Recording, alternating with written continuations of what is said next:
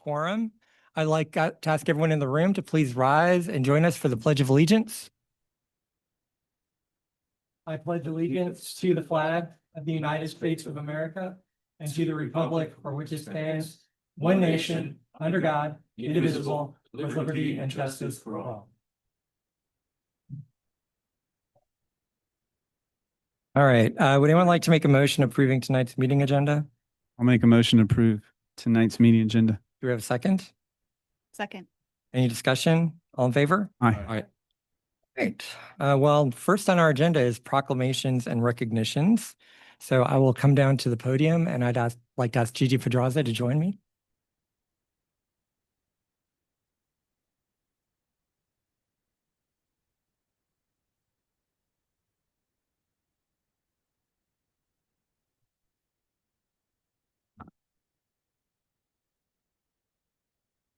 So as I think probably most of the people in this room know, Hispanic and Latino Heritage Month kicked off just a few days ago. And as I mentioned to someone earlier, 56% of Doraville's population is of Latino or Hispanic background. And so this is a really important month for us to celebrate the many contributions that people from Latino and Hispanic heritages have made to the city. And I am so pleased that Gigi Pedraza and LCF Georgia have agreed to accept this proclamation from us. If everyone's okay, I'm going to read it really quickly. And I think we have translation too. So Majira, how's the translation supposed to work? Is it just like if they need it? So if everyone needs translation equipment, I think it's available.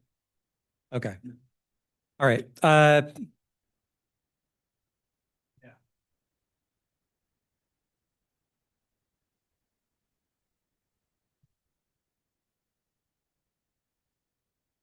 Do you want to speak into the mic? Thank you.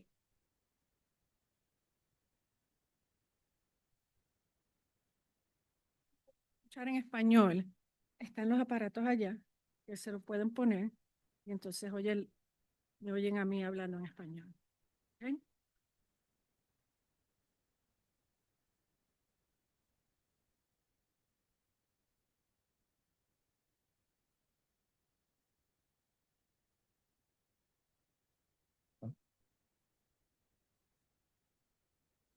All right. So Hispanic and Latino people have enriched our nation for generations, bringing vibrant cultures, deep-rooted traditions, and dynamic perspectives that have shaped the very character of our country. The city of Doraville celebrates its diverse and multicultural spirit, particularly along Beaufort Highway, where Hispanic-owned businesses, cultural venues, and community spaces contribute to a rich and thriving neighborhood life. Doraville is proud to be home to the highest percentage of Hispanic and Latino residents in any city of Georgia, with, here it says 49.5, but the census said 56% of the population identifying as Hispanic or Latino. The Latino Community Fund of Georgia plays an essential role in building opportunity and equity across our state, advancing democracy, expanding economic opportunity, and strengthening community and community well-being. Gigi Pedraza, founder and executive director of LCF Georgia, has led this organization since its inception, driving investment in Latinx leadership, nonprofit capacity, and grassroots advocacy, and has earned wide recognition, including the NFL Hispanic Heritage Leadership Award and induction into Georgia's Latino Hall of Fame. Gigi Pedraza and LCF Georgia have mobilized millions in grants and technical support, elevated immigrant voices, and responded to community needs with compassion and resilience, delivered millions in aid, health services, and vital resources across underserved areas, including offering free health screening, education and immunizations, supporting food initiatives, and investing in youth development and educational and civic engagement programs here in Doraville.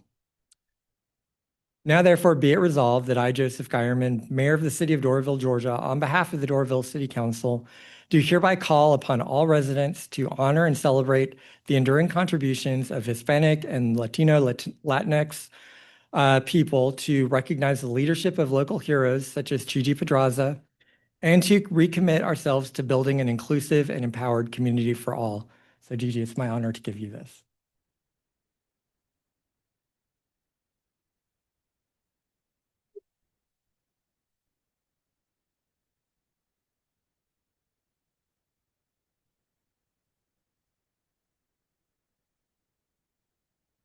Buenas tardes. Good afternoon. Thank you so much, Mayor, and to the council for taking the time, the space to recognize Hispanic Latino Heritage Month, especially during this season where so many of our communities feel under attack. It's not just Latinos, it's so many of us.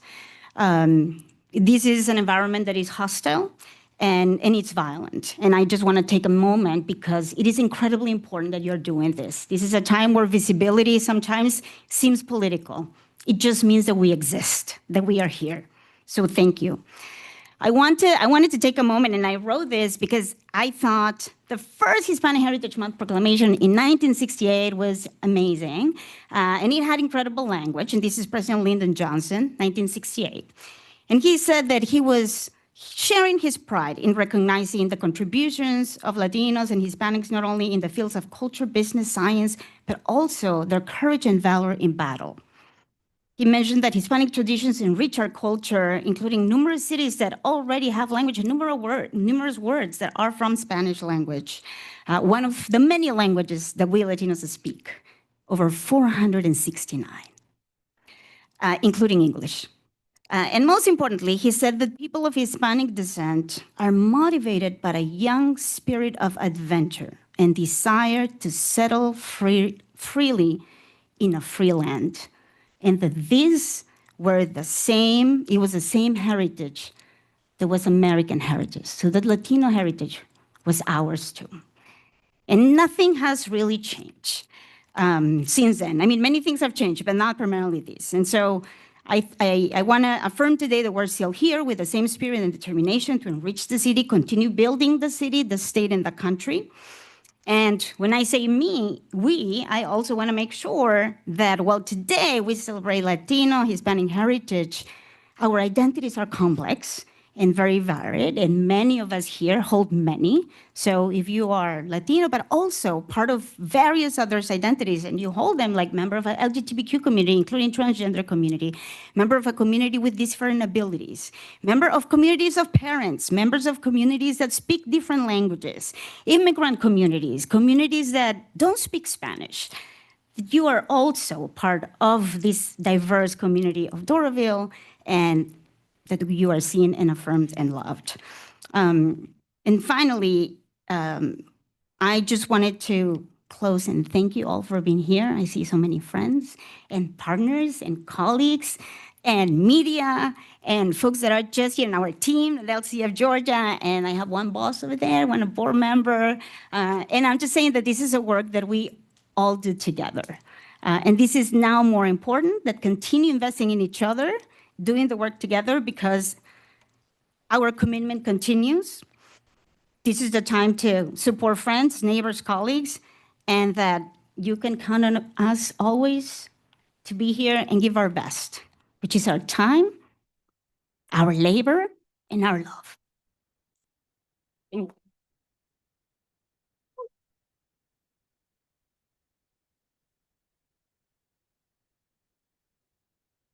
All right, that will conclude our public proclamation. We're going to take just a 2 or 3 minute break. So if anyone does wish to leave, you're welcome to. If you want to stay for the rest of our council meeting, you're also welcome to. But we'll be taking a break for just a couple minutes. Mayor, can I say one thing real quick before? Let's let Councilmember Kuhn say one thing really. Gigi, before you leave, I just want to thank you so much for during COVID. We were like in panic mode as a city, trying to figure out what to do. And you stepped up with Lily Fabian and helped us serve the community during those tough times. And I just really want to thank you for that.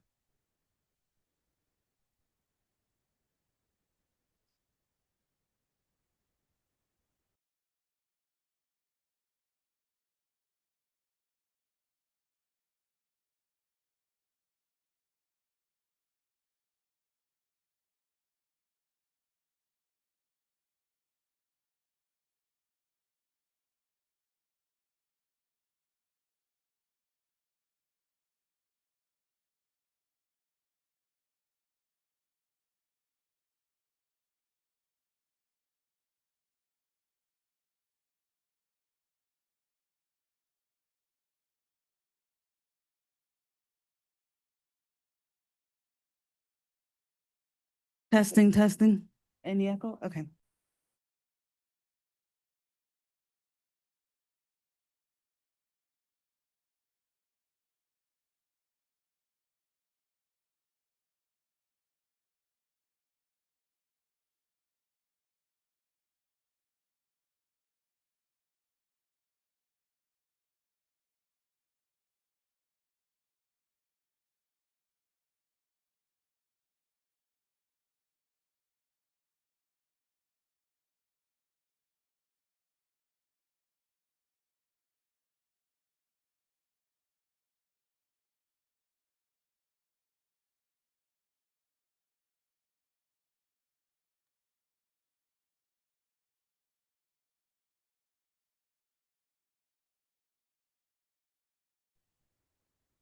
Testing.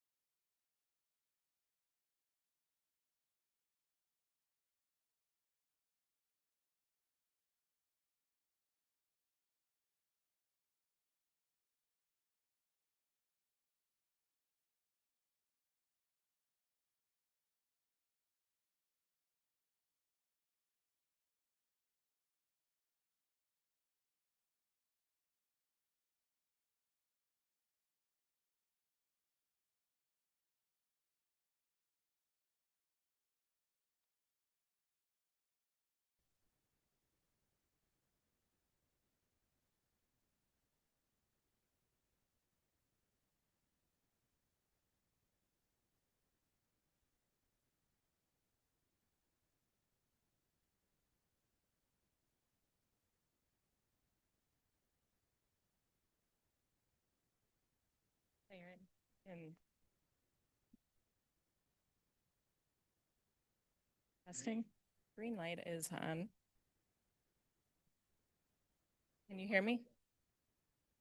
Hello? Nothing? Good enough. I can project my voice if I need to. Can the people hear me? Okay. Thank you. Mayor, City Council, thank you. My name is Christine Walker. I live in the Northwoods neighborhood, and I actually applied for the Art Commission empty seat. So I wanted to take the moment to kind of read my little pitch or defense for my seat. So bear with me for about 2.5 minutes while I just talk about myself, introduce myself to you all. Some of you I've seen in the neighborhood. So my husband and I moved to Northwoods neighborhood in June of 2024. So we're pretty newbies to the neighborhood. We lived in Midtown Atlanta and moved to this little town. We bought a house on Haviland Lane. Since then, we've embraced everything Doraville offers, from exploring many Buford Highway restaurants, which we loved before anyway, to attending our neighborhood association. I was wondering why I couldn't read this, and that's because I don't have my glasses on. And voting in our local elections. We look forward to continuing our community involvement going forward. What draws me to serve on our commission stems from 3 core motivations. One is I want to be a part of the commission's programming, obviously, bringing together our community's diverse cultures and socioeconomic groups through shared artistic experiences. 2, as I've grown older, I look older than I am older than I look, believe it or not. I feel called to reconnect with my artistic roots. And 3, supporting local and small creative businesses aligns very strongly with my own personal values. Creativity and artistic talent runs in my family generationally, although I chose a professional path. I grew around artistic talent and expression, and I believe this gives me an understanding and compassion for the artistic community. Excuse me. I also grew up around my grandparents' involvement in cultural exchange programs. Excuse me. This exposed me early to different backgrounds and perspectives, shaping my appreciation for the same diversity that makes Doraville area special. It was normal for us to get together during the holidays and birthdays at my grandparents' house and have them hosting guests from all over the world. Professionally, my 20-plus year career spans visual design, branding, innovation, and digital product design across various industries. My background taught me how to balance diverse stakeholder needs with business objectives while making decisions that serve a broader public interest. I think Doraville, personally, I think Doraville is a gem within the larger Atlanta community. I recognize its potential, and I'm excited for what's to come for our little city. Yes. Oh, shoot, really? Well, I'm excited for the opportunity if you choose me, so thank you.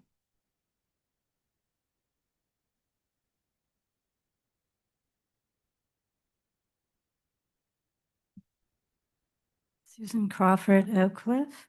I really enjoyed your presentation to the Hispanic community. I'm glad you did that. Well, I'm here to talk about the zoning again.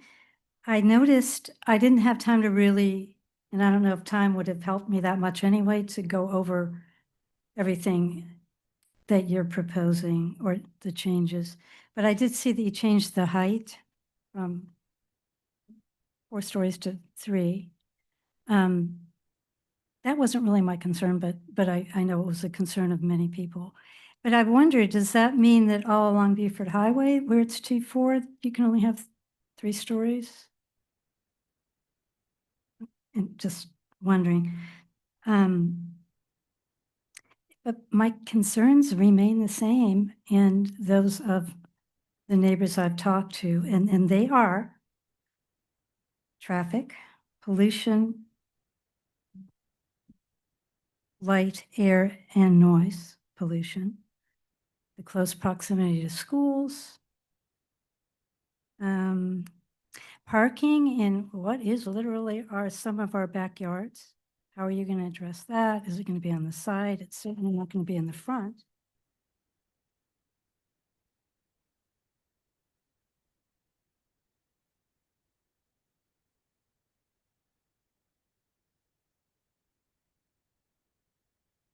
Turn down your phone.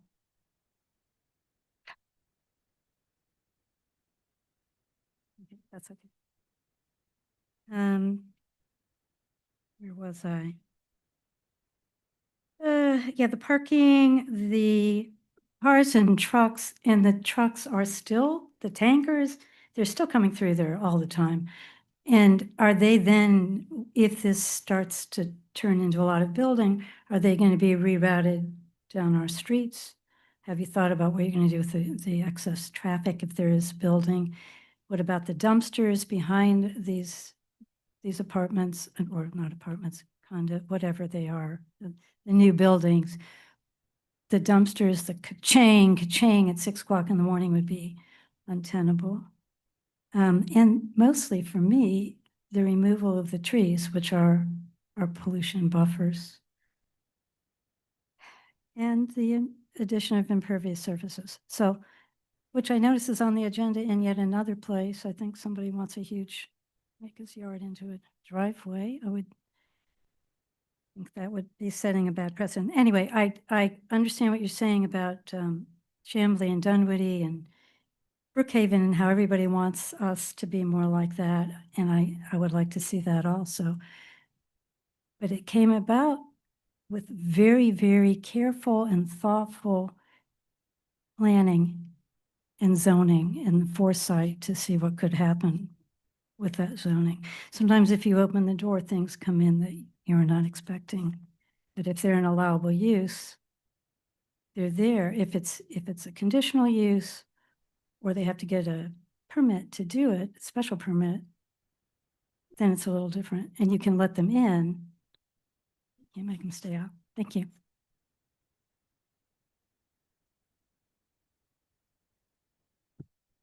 Ben Crawford, Oak Cliff Estates, Mayor, City Council. Good evening. So I'm opposed to V 25-07. So I'm not going to it's already covered, so I won't waste any time there. And also, I'm opposed to A 2504. It seems like we were, and I know it's legal, but we were riding this horse and then we started to jump on another horse. So we have elections coming up, and I'm kind of curious when we're going to have our debates, because I'm looking forward to the 2 debates we should be having for this election. I know they're not mandatory, but it's an exciting time of the year when people run for office. You have debates where people can engage with the candidates and find out what they believe. Anyhow, you know, my concern there is that we're getting on another horse. We're saying we're going to change this a little bit because of residents' concerns. Well, the residents' concerns, like was mentioned before, are not totally being addressed right now. And it seems to me like with new city council members coming in, maybe it'd be a good time to drop this, put it on the table, which happens at many kind of meetings I've been in the past, and table them, this zoning change and put it with the next city council. So it can be digested better. You're changing it again, more thought gets in, more community involvement, which is what needed. Then take the time to go ahead and repair the sidewalk on Oak Cliff Road. It's dangerous to walk on. I know I've walked it many, many times. It's a real hazard, the one that's closest to us on Oak Cliff. And on the other side, complete the one. There was a lady I talked to 3 years ago. She was told that that would be the next sidewalk project. Finish those first. And I have one other idea. I know my time's running out. As far as the trucks go, we're getting surveillance cameras for quite a bit of money. Put surveillance cameras on the sign where the chains are going across the sign, welcome to Doraville. Put, like you do on an elevator, put a beam that shoots across. It hits, the trucks hit it. They can't break anything and tear down the yellow tube that used to be up there. And then click, it gets the license plate. Goes over to the police department. They get cited. And also the tank company that owns the truck gets cited. And then when that happens enough, the trucks will stop and the buses will stop going down and making a hazard. If one for any reason got in a wreck right there, it's downhill right into that drain right there at the light, and it goes right into the water system and ignites. Bad thing for our neighborhood. Thank you for your time.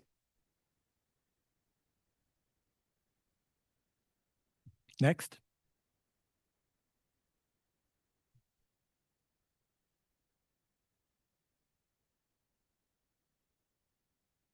Tom Hart, Gordon Heights. I apologize, I can't hear my phone, so if it's, several things on the agenda tonight, but one that's most concerning to the citizens in my neighborhood and also on Oak Cliff is the city has this mission to rezone the neighborhoods to a commercial or high density or urban environment. Okay, that's not why these people bought into these neighborhoods. There's 3 distinct neighborhoods in the city. They have their own character areas. And one of them being Northwoods is even designated a historic district. And here we come with the city council wants to take part of that historic district and turn it into a C-store, okay?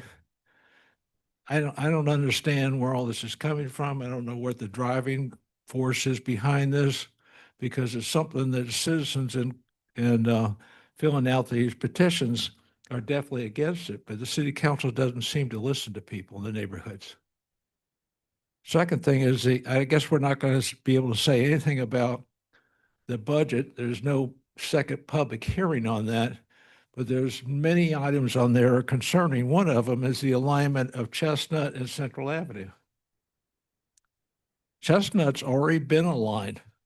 That's done with the direction of GDOT. The other side of the street definitely has a drawing to align that intersection. So we're trying to figure out where $143,000 is coming from to do something that's already on the table, already done. Second thing is, we're building a path that cost over $1 million that goes from the front door, from a city council person's front door, okay, that this person voted to do this. And you know, it's concerning that we're going to put the art center, which is connected to the library. It's not even a wall between the two. We're going to start serving alcohol. We're going to have shooters during children's story time. I mean, that's insanity. You can't serve liquor next to schools, and that's what you have right next to it, not even to have a wall between the two. It just concerns me that the city council puts all these things on the agenda that to the average citizen makes no sense whatsoever, none. And how it gets to this point, I don't know. Thank you. All right, thank you. Anyone else in council chambers? All right, I see a hand raised on Zoom. So Susan, we'll pull you up.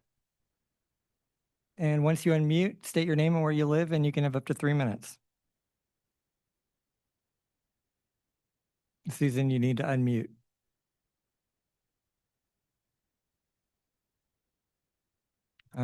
Going once? Going twice? All right, we're going to close. I'm in. Okay. Thank you very much. I'm Susan Frazee. I live in Oak Cliff Estates. I want to say, Mayor and Council, thank you for recognizing the staff of the Doraville Library last week with a Georgia Reads proclamation. They work very hard to promote literacy in our community, and that's so important. I want to thank you also for amending our tree ordinance. Some of you called it a stopgap solution, but I believe those few small changes will make a big difference and save some healthy trees. So thank you for working on it, everybody who has looked at it and worked on it. I am reviewing the 2025 budget, and it looks like that is on the agenda tonight. There is a hearing. I'm especially interested, of course, in the budget proposed for the operation of the Doraville Library. I am, in general, very pleased with the development of that temporary space for the library and DART at Van Fleet Circle. But I'm concerned if our operational budget for the library is forcing us to cut services to two of our most important groups of patrons, that being children and also adults that work during the week. Children are in school, adults work during the week, many of them. My understanding is that we currently have no plans to continue library service after 6 p.m. or any hours on Saturday, as we were offering for many years in the past. If this is true, then we need to add more money for staff in the new fiscal year. We cannot be a public library that doesn't serve children or people who work. On tonight's agenda, I want to say that I very much support the CUP for an accessory alcohol license for DART. I think it will enhance the programs and the events that they offer, just as the wine bar at Merely Players Theater enhances their performances. Thank you for everything you do for Doraville. All right, thank you. And looking at the list of people, I don't see anyone else with their hand raised, so we are going to close public comment. And next on the agenda is the consent agenda. So would anyone like to make a motion regarding that? Move to approve the consent agenda. Do we have a second? Second. Okay, we have a motion and a second. Any discussion? All in favor? Aye. Aye. Great. All right. So next up is China with our 2026 budget second public hearing. Good evening, Mayor and Council. Today I present to you the 2026 fiscal year budget. This is the second public hearing. I just want to thank everybody for helping me collaborate to get this into a solid document that is on our city's website. Let's get started.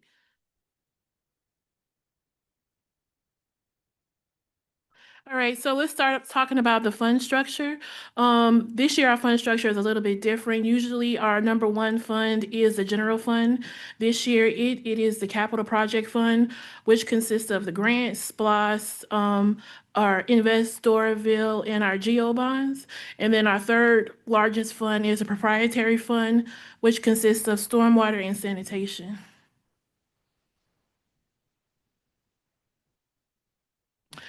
Now we're going to look at the comparison of year to year, 2025 to 2026. I consider this year a transition year for Doraville. Financially, you'll see there's a large increase in the overall budget of about 15.7 million. We have introduced a couple of new funds this year. What I've already stated, that is capital projects with the Invest Doraville and the Geo Bond Fund, as well as the Public Art Fund. And then you'll see some decreases in funds like the ARPA fund, which was a grant that we just spend down the money until all the projects are completed. We only have one project left.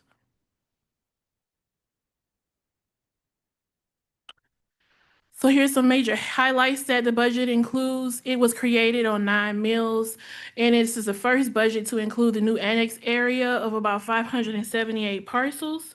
There is a 3% merit increase for employees, and it does include the creation of a communications department, which will consist of employees-wise, communications coordinator, and a new communications digital specialist.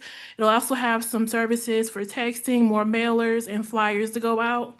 It does include 3 new positions, 2 for code enforcement officers and 1 for maintenance repair. It has $5 million in grant revenue, and also the building of the People's Building. And then this year, it also have the rental expense for our temporary space. It includes funding for solar lights and traffic calming measures. There are a few increases to our fee schedule for a business license, making it from $50, the administration fee from $50 to $75, and the event application fee from $25 to $100. And then updating our court fees, which haven't been updated in over 10 years. The last time it was updated, it was in 2013. So now we're just going to look at our capital projects that we have budgeted for this year. The police vehicles are going to be paid out of SPLOST. That includes the purchase of the vehicle as well as outfitting it. The next 3 on the list are all 100% grants, 100% grant paid, and they're all for the police officers, cameras for surveillance, and software for them to combat crime over all law enforcement agencies, and then updating their laptops, which are no longer supported by Microsoft and as of October.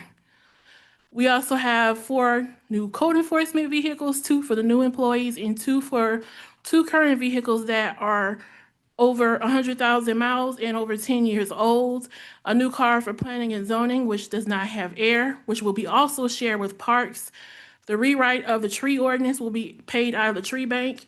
And then the comprehensive plan update, which was brought to you guys last month, and will be paid out of capital, SPLOST, as well as stormwater.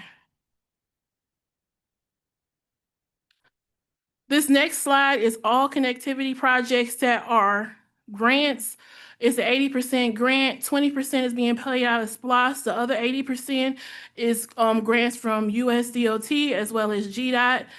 They include multi-use paths, realigning of Chestnut and Central, as well as improving some right-of-ways.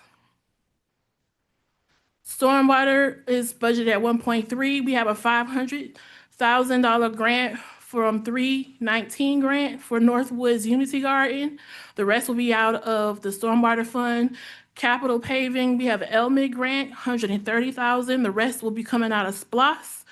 8-yard, always tongue-tied, 8-yard rear loader, which will be financed, and that will help with Public Works collection yard waste now that we've taken over waste.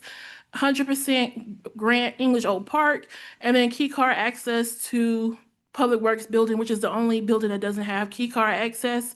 And then, of course, the building of the People's Building. All other expenses are kind of status quo, and those are only major expenses changes that we have this year. And I'll take any questions. All right. Well, since this is a public hearing, let's go ahead and do that portion first. It says this is a public hearing. Yeah. I think we have to do.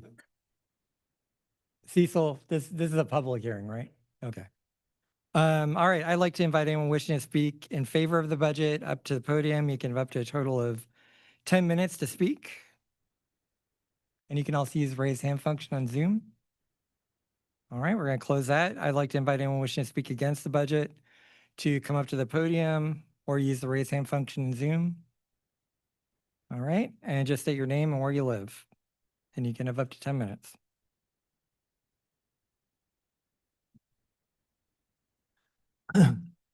When you have these meetings, particularly a budget hearing like this, you had a copy of the budget that could be handed out the door would be very helpful.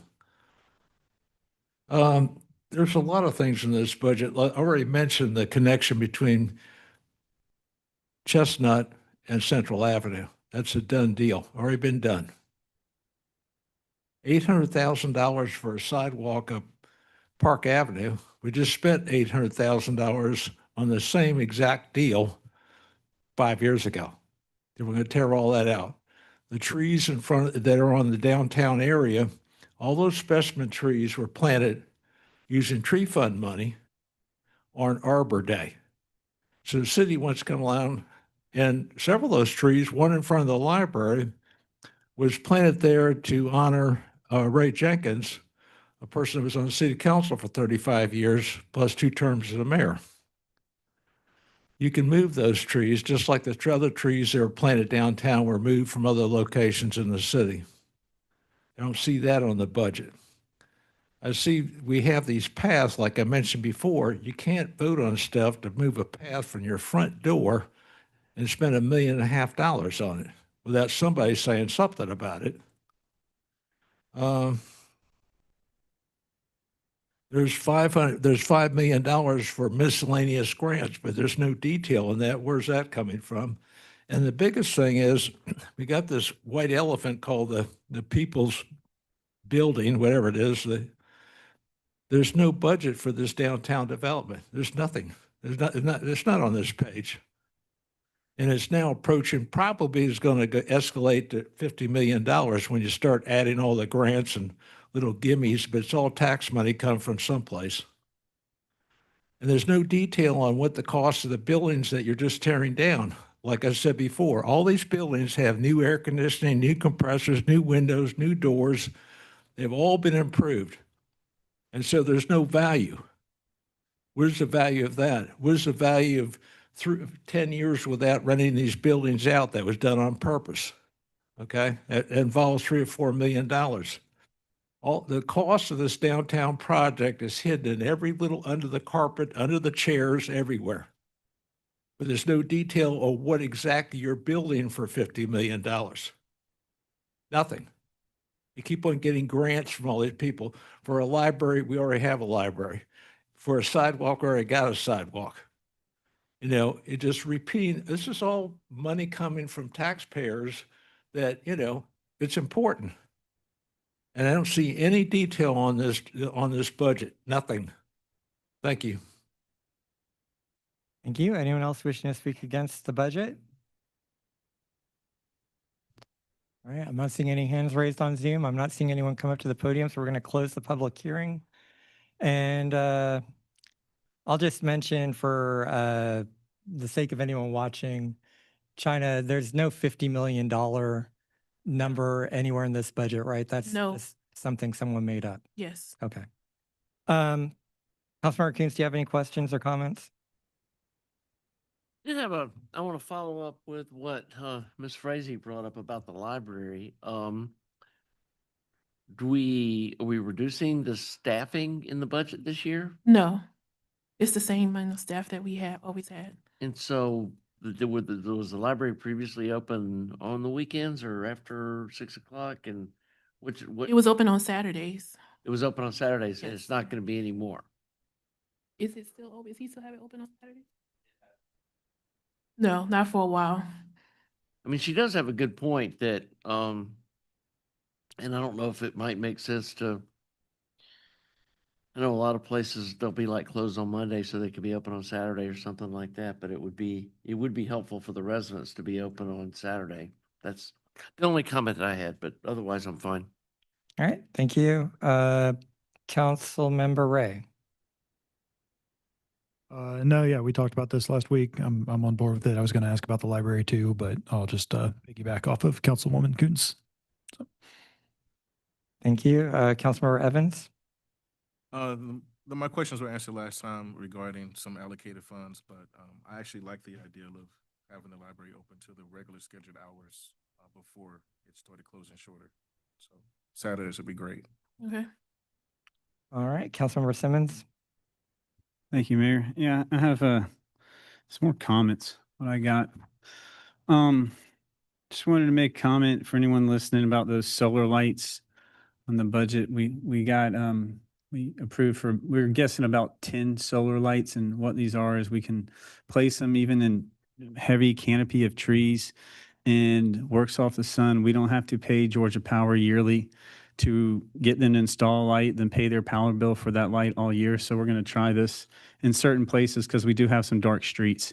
So hopefully this will work and it'll be nice. We got 10 lights that we can place throughout the city and see if it works. And then if that works, then we don't have to pay rent to Georgia Power, and we have another option that we can control. So just wanted to mention that. And also the traffic calming measures we talked about, we're looking at possible some rubber speed bumps, that are very bigger than help slow down, that we can temporarily install, see if it works and helps with traffic.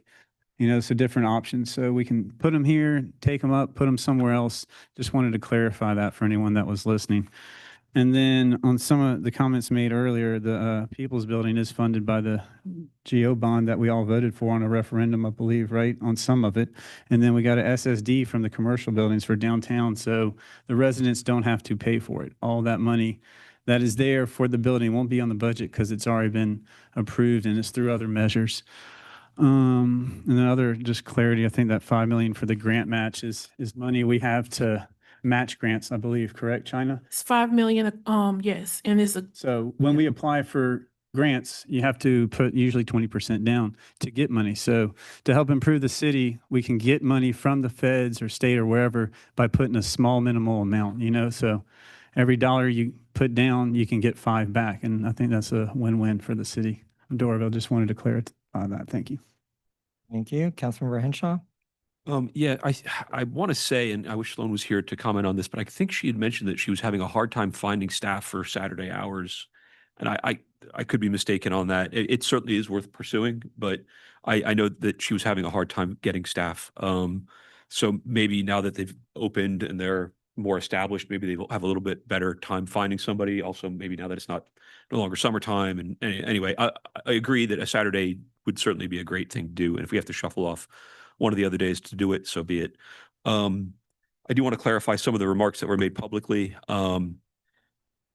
So an alignment at Central and Chestnut might have been planned in a concept, but it was never actually drawn or done to any specifications that GDOT would adhere to, and that requires some pretty heavy lifting, hence the budget for that. And a good chunk of that money actually is coming from the Chamblee-Doraville CID via a grant from them.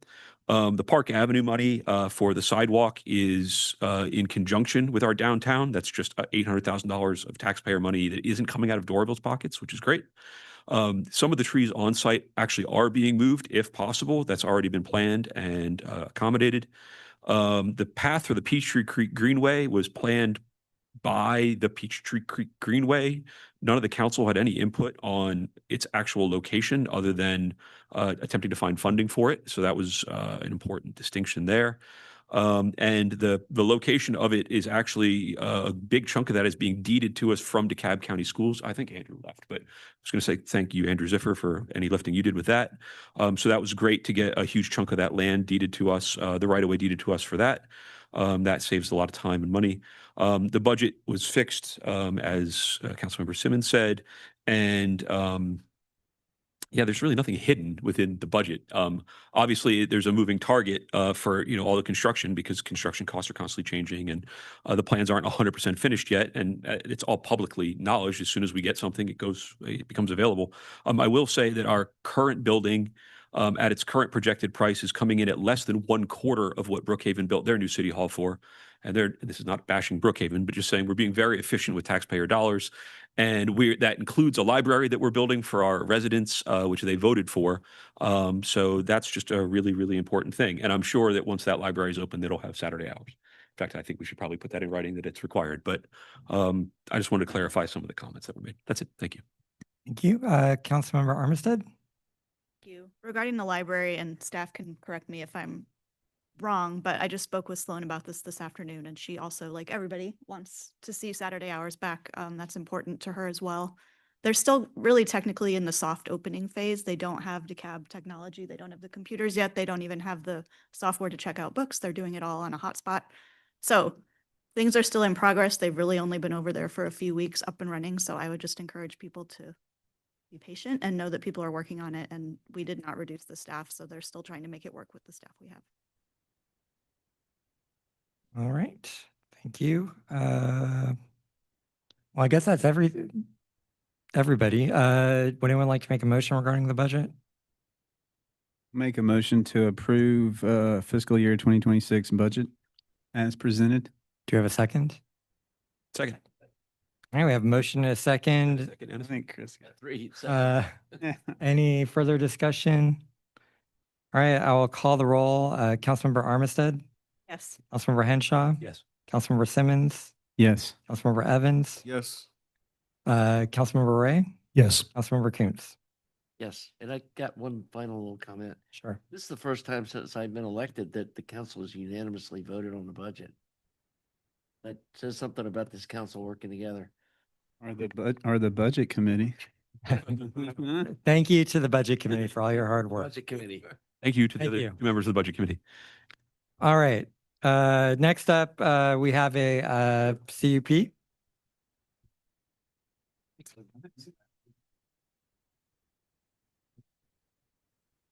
Right, we were here for an hour yesterday trying to recreate the conditions to see if they would do this or not, so. I'm not hearing you echo right now, so. So if it doesn't work. Okay. Gosh. All right, so hopefully this works for the entire meeting. All right, so we have three cases tonight. The first one is a conditional use permit application for here, literally next door, CUP 2504, am I on? For 2421 Van Fleet Circle, Suite 180, and the applicant is Dorval Dart, represented tonight by Mary French, their executive director, and they're requesting an accessory alcohol license for the Dart space. All of you are very aware of what who Dart is and what they do, and Ms. French can elaborate if I misspeak, but it's a nonprofit dedicated to culture and expanding the arts in Doraville specifically. So here's a Google Earth image of the suite that we're in with all the suites labeled. The star is, of course, where Dart is. Photo of the front space. And then a lot of the images that we receive or we have in the application were obviously we got prior to their opening. So a lot of the images are in progress. It looks like more or less like this. I mean, you guys have all been in there, and if you haven't, you should go tour it. And before I talk about the recommendations, so just a primer or a refresher on the accessory alcohol license. This where we are in the process. An accessory alcohol license is just an alcohol license that does not require food sales. It means that the revenue is coming from some other, the majority of the revenue is coming from some other action, in this case, Darts classes and their other activities that they receive funds for. This is also not grant them an alcohol license. This is literally just zoning approval to then go and apply to get an alcohol license. So all of that is still ahead of them. But staff are recommending approval with one condition, that any alcohol that is stored in the facility needs to be inaccessible to the public except during an official DART event and supervised by a DART employee. Planning Commission also recommended approval. They did amend that condition to just specifically say DART board member as opposed to an employee, since they are a nonprofit. So that's it. Ms. French is here if you have any questions for her. And if she is. Sure. Ms. French, do you want to say anything?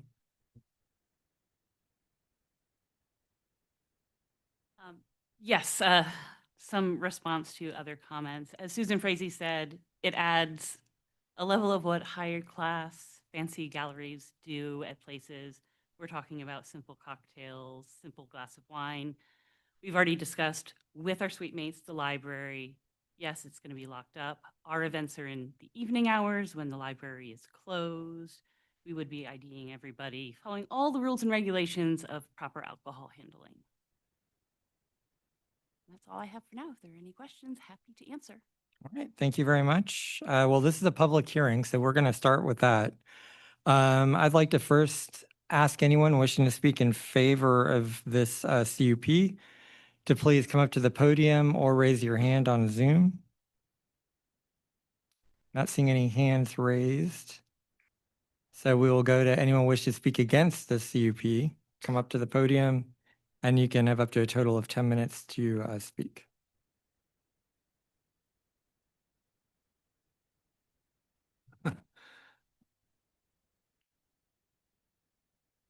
If this was a standalone building,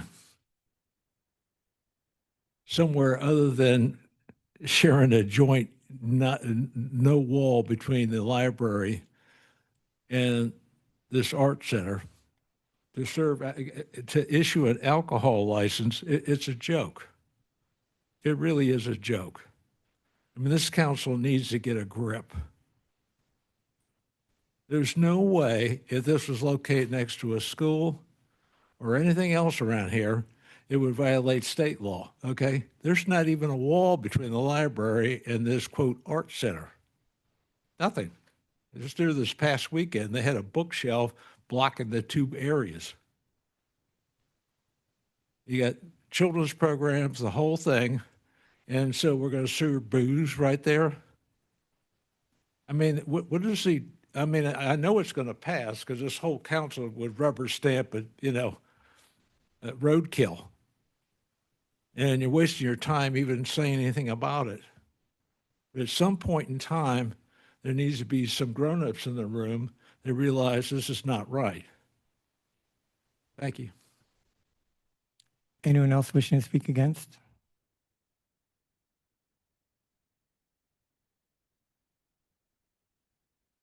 Susan Crawford, Oak Cliff. Actually, I don't want to speak against, I want to speak for, but I missed the opportunity. I think if this is, is that okay?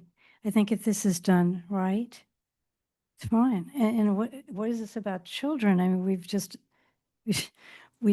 complained that that the library is closed in the evenings, and I think that could be worked around very easily by checking who's getting drinks. I'm sure there would be somebody serving them. And I've been to many, many galleries. I have friends who are artists, and they have a glass of wine. I mean, it's not someplace you go to an open bar and get drunk. It's done. If it's done right, I think you could escalate, elevate the tone of the gallery showings. Thank you. And it would probably attract people to the to the showings. Anyone else? Not seeing any hands raised on Zoom or anyone else coming up to the podium. So we're going to close the public hearing and bring it back to council. I think first, I have a question for Ms. French really quick. Just want to clarify, no children will be present at any time the alcohol is being served, and it won't be accessible to them, correct? It would not be accessible to children. We do have families come to our gallery openings, but again, we would have our board members who would get their license to be able to serve the alcohol and serve only the adults. We would ID. We have 21 and over wristbands that we can use in the event that, like when you go to a concert, are you going to have an adult beverage tonight? Okay, check you. You have the wristband. Here's your glass of wine. It wouldn't be at any time the library is open, though. We would not have any of our events during library hours. And I guess the other question I have, which maybe goes to a different thing, how expensive is the license that you're looking at? It would end up costing Dorville Art about $5,700 a year to do beer, wine, and spirits. And oddly, we have donors and attendees who are willing to donate the money to cover that if needed. That is how strongly some of our regulars feel about being able to have a glass of wine at Sip and Stitch or at a gallery open. And you're not planning on actually selling alcohol, are you? No, all of the alcohol that we have is donated either by Tower or other local distilleries. So because it is donated, legally we cannot sell the alcohol by Georgia law. So it is a complimentary bonus gift when you attend one of our events that you can have your drink Really? or two max. You're not trying to build a business off of alcohol. You're trying to use it as a lure to get people to come to an event and It's stay for a little limited longer. when you come, that you can potentially taste something by independent distilling that no one else can get. You can have an interesting wine that Tower has selected to donate to us for an event. Trying to play with the themes of the shows, and I love making something dark red for the Blood Moon Gallery event that is a non-alcoholic beverage that then you can choose to have things with it, because we also do lots of non-alcoholic drink choices. Thank you. So my question for the council, or just like comment for the council, and I'm gonna open it up to all of your comments in a sec, is, I guess I would just say that I think the CUP is one thing because you need that to be able to actually serve anything. But I also think that perhaps council should look at, I think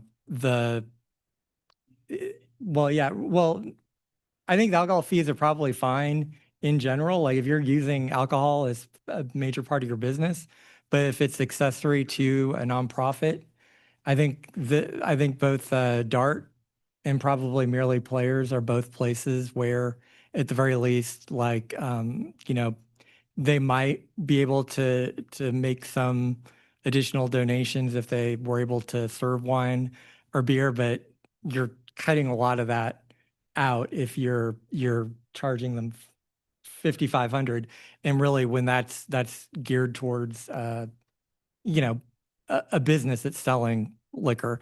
I think the only other thing I will say is, before we get to questions from the council, is that, when I first joined city council, same time as Councilmember Kuntz, you can get a drink almost anywhere in Doraville. I mean, it was very difficult to find businesses that served, and there were a lot of historical reasons for that.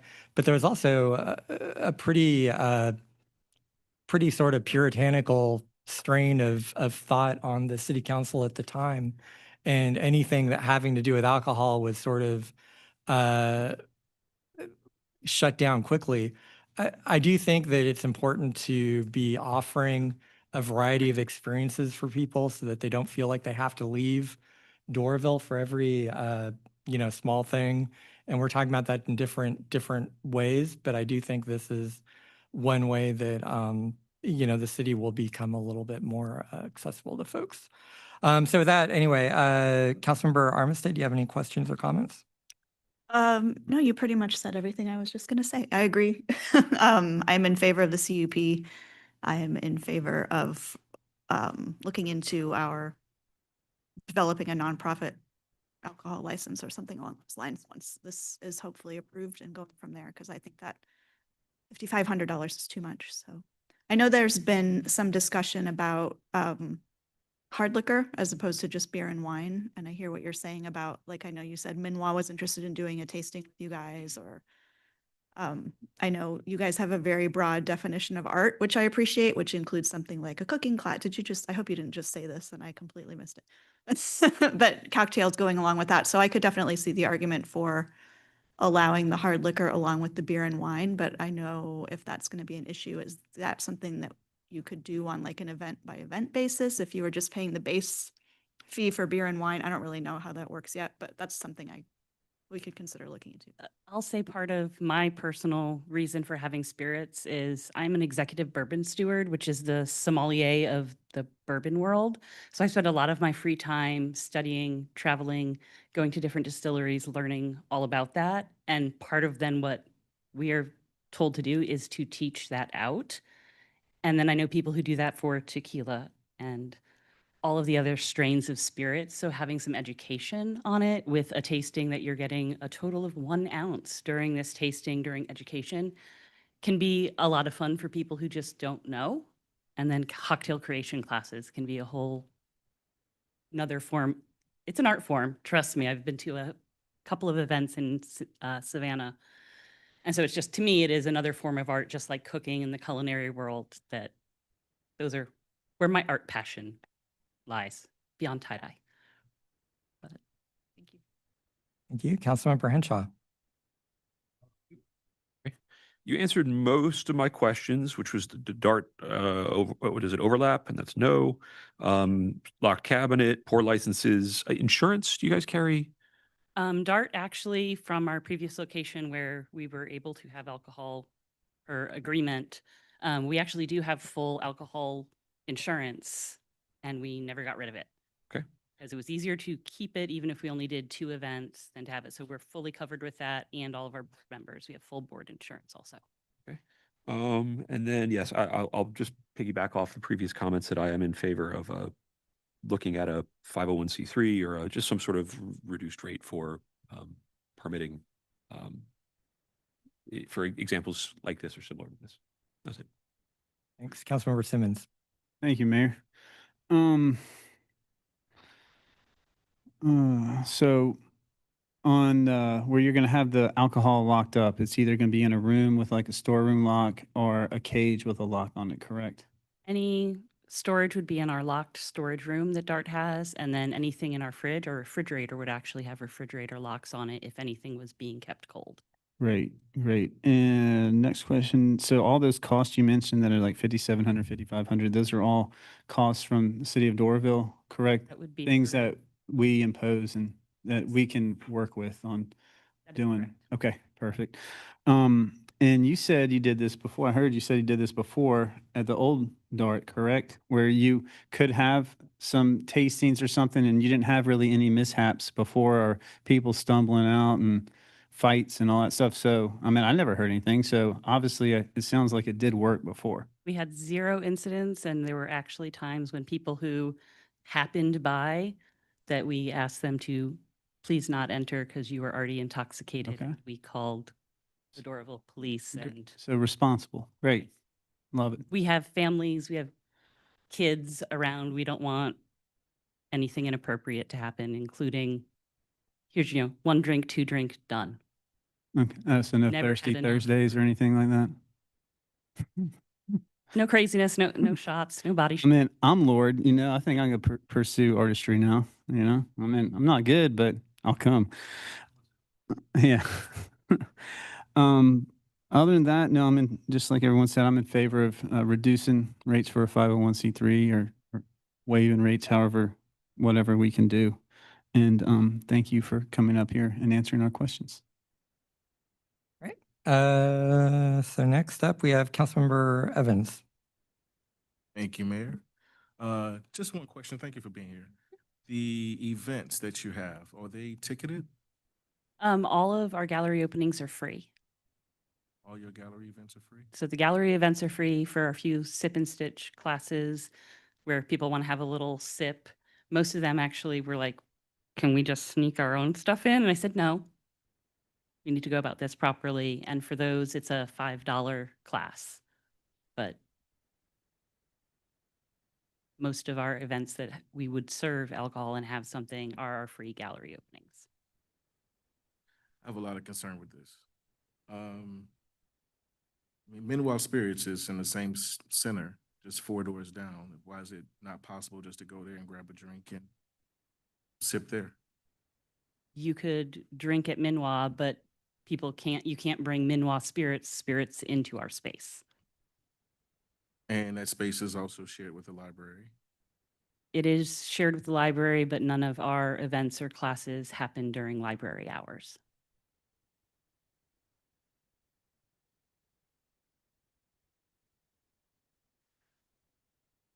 I just don't want to open this door right now because it's one 501c3.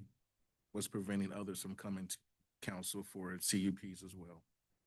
And maybe an event is a sip and paint with strippers. I sound like I may be exaggerating, but that's a real thing here in Atlanta. So who says you couldn't do that? I will say that is not in my planned programming for our art center where we keep things. That's Art. Yeah. But at the same time, if this were to move forward, I would only be amenable to beer and wine only, and that is locked, accessible to only the employees or staff. and that there's no alcohol sales as well. But I would prefer that this would wait until you actually have your own separate space outside of the library. I just think that would be the best way to do this. So it's a no for me at this time. That's the way I'm leaning. Thank you. Councilmember Ray? Yeah, thank you, Mayor. Thank you for being here, Mary. I think first I'll say, I feel like that's very loud. I think first I'll say that I think it makes sense for DART to be able to serve wine during galleries and stuff like that. I do have a couple concerns, less so to do with DART and more about just the entire kind of setup of this. I think some sort of 501c3 accessory license makes a lot of sense, especially when it's not a business trying to make money off of this, this alcohol. So really, most of my questions I think are either for Austin or Cecil. Austin, in your presentation, it said events, that they can serve alcohol during events. Is that defined? Is an event defined in our alcohol license? My concern would be a bad faith actor. And again, I do not think this is DART, but just somebody coming in, saying all the right stuff, getting this accessory license, and then anytime they open their door, it's an event and people can come and drink. So is that defined in the language? So in this case, event should probably be read as just general operations. So any class or whatever that they were wanting to have the alcohol served as a part of that. So whether that's a gallery opening or whether it's a teaching class or whether that's, anyway. So not event in the sense of like event, like a special event, like something that gets a permit, but event in the sense of like a gathering or something like that, which is most of what DART's operations are. Yeah. So is there language around like somebody abusing this license that, they say they're not making money off the alcohol and it's an accessory license, so they're not having to sell food? Is there anything in there that's enforceable in that sense? I mean, I'll confess my ignorance about the nonprofit rule for donating alcohol. There's not a, really, this is just about the CUP, but I think Councilmember Ray is asking about the existing rules. Yeah, I mean, but most of the rules that are going to go into getting an alcohol license pertaining to serving and whether or not you can charge for it and things like that, most of those are, if they come from our ordinance, it's most likely that they also came from the state's ordinance. So to answer your question, if you're not supposed to do something and that's being abused, I mean, we'll get into trouble either with us and or the state. Okay. For abuse of your license. Okay. I think if we go down the path of a nonprofit license, maybe looking into language around that and just making sure that we're trying to filter out bad faith actors would interest me. With CUPs, am I right that those stay with the property even with new tenants? Correct. The CUPs run with the property and not with whoever the applicant is. So if DART were to leave this space, the CUP would remain. And unless council revoked it. Okay. Which is why we do those regular cleanups of CUPs, because they hang out. And this particular, we expect the city to be the landlord at this. So currently, yeah, we do not own this property currently. We are leasing the space and then letting it to DART. So part of the alcohol application, which I should have mentioned in my presentation, is that, we're going to have to get permission from the current property owner, or DART will have to get permission from the current property owner as well to get the license. And once the CUP is there, the alcohol license doesn't come before council, right? People can just apply. No, and it's an administrative process after this. Okay. Yeah, I think that makes me even more interested in some form of a nonprofit adder to this, or however we want to word that. So as it stands, the CP, they would be applying for the same standard alcohol license that not a restaurant, but any other accessory function for a business. Correct. It's the same license. Okay. The last question, I think Cecil, this might be better for you, but are there rules around alcohol like this near libraries? My concern again would be if this stays with it and the CUP doesn't get revoked and a new tenant comes in and they start abusing this system in some sort. I want to make sure that we're, making the right choice here. There's no state prohibition on distance from libraries, but there are schools, et cetera.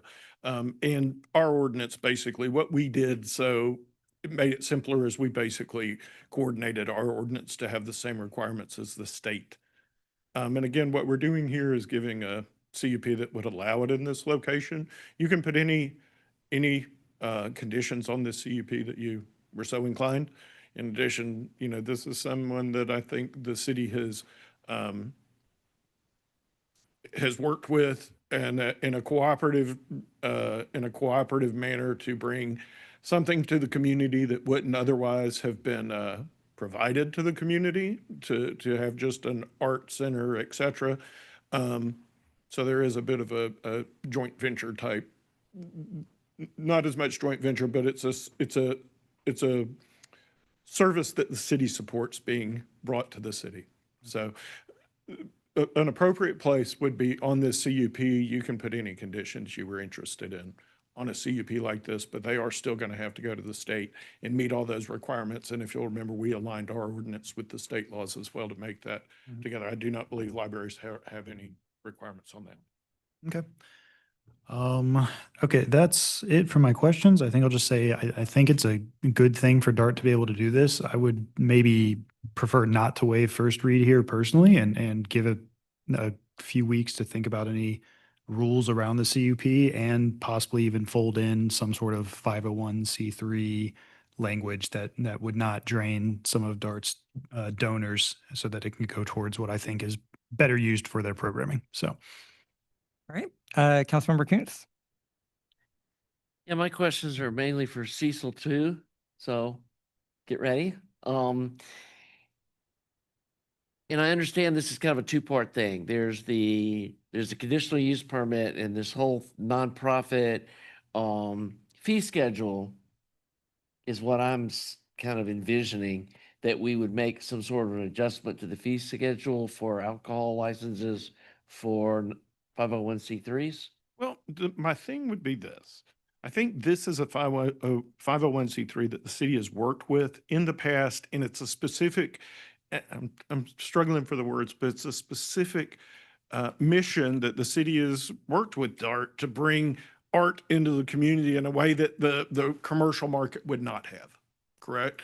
So as opposed to just creating a broad 501c3 category that was, really could capture anyone, I think I'd almost rather prefer to put conditions into this specific CUP that says, this is something the city is interested in. It's not, like I said, it's not a joint venture, but it is something that they're delivering something into the community that we support. We can waive our fees. All of our fees we can waive. We don't have to do that. The state's going to do what the state's going to do, but or any Doorville fees. And this could all be folded into the terms of the CUP, and we could bring it back and really tailor it in a manner that showed. I hesitate to create a broad 501c3 permit because, somebody will form a 501c3 and they'll be here and we'll have trouble. But if it's targeted specifically to this use because they're helping you further a public purpose, which I think is the history of these organizations, I think we could tailor it into this specific use permit in a way that met a lot of our objectives. Well, the reason I'm saying this is we're soon going to be looking at doing something with the theater group as well. It's also bringing art in the community, and they're a 501c3, and they serve as accessory, not even their, it's not their money making thing. They just serve wine because a lot of people, when they go to the theater, they expect a glass of wine. Just like when you go to a gallery opening, most people expect to be able to drink a glass of wine. And I feel like that we're able to control who can have one of these accessory conditional use permits, because they have to come to us to get, it's not like they can go to City Hall and say, I'm a 501c3, I want to be able to serve alcohol as accessory use. It's a conditional use permit only. So they're going to have to come to the council to get a conditional use permit. You follow what I'm saying? And Mary could probably answer this question. Some business willy-nilly goes to the state and says, I want a 501c3. That's not how it works. They're very strict about who they give 501c3 status to.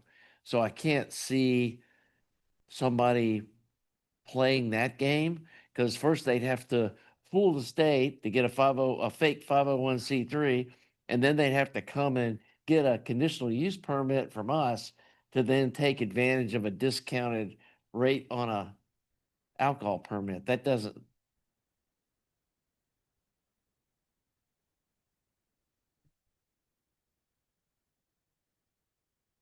Okay.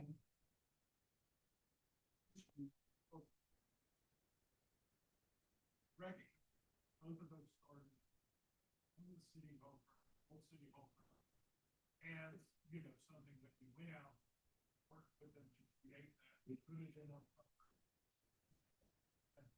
Right.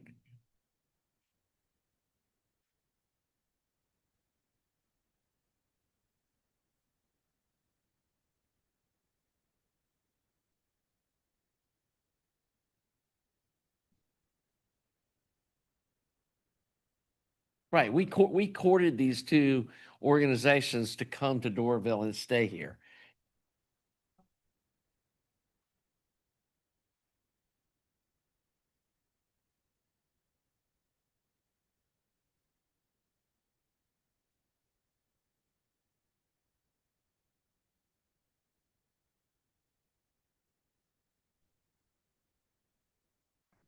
If you'd rather do it in the as part of the CUP, and that's a way of doing it, I'm fine with that too, because they're gonna have to come before us for CUP anyway. And if we can decide that as part of the conditional use that we're waiving the fee or we're a reduced fee or whatever we decide to do, I'm fine with that. And I will say that, as you said, we can put whatever we want as the conditions, that no alcohol will be served during library hours. Even though you say that, I want it in writing that just so everybody's clear. And then, hey, something happens, you get hit by a bus, there's a new director of DART, all the other people leave, new people come in. Damn thing. I'm thinking worst case though, but there, and then they come up and say, well, it doesn't say anything in here about hours. And it's like, well, Mary said they weren't going to do it. Well, Mary's not here. It needs to be in writing that, anytime, and if the library is open on Thursday evening, then y'all will have to reschedule your sip and stitch classes, not on Thursday evening or whatever. And so if we can get those two things, Cecil, 'cause I think I heard several people saying the same thing, the same concerns about alcohol being, making sure that there's no alcohol served during library hours, and then our willingness to do some sort of a reduced fee schedule, because I'd rather see y'all use that money to buy art supplies and do fun stuff than be paying the city. If we can figure out a way to navigate that.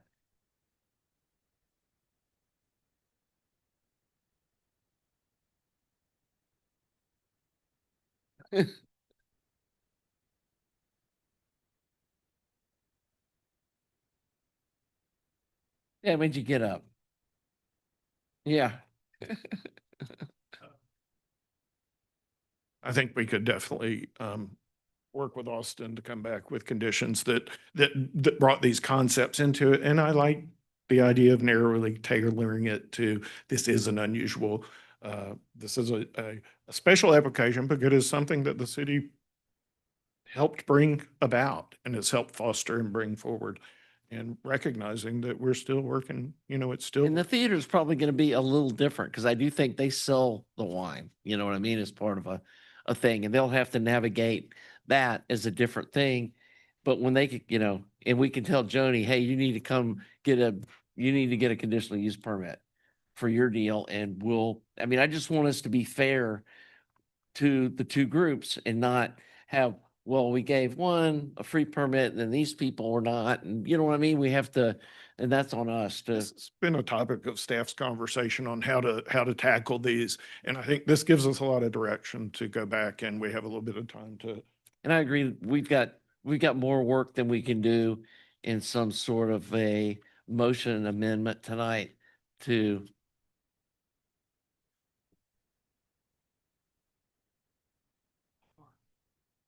Sidebar?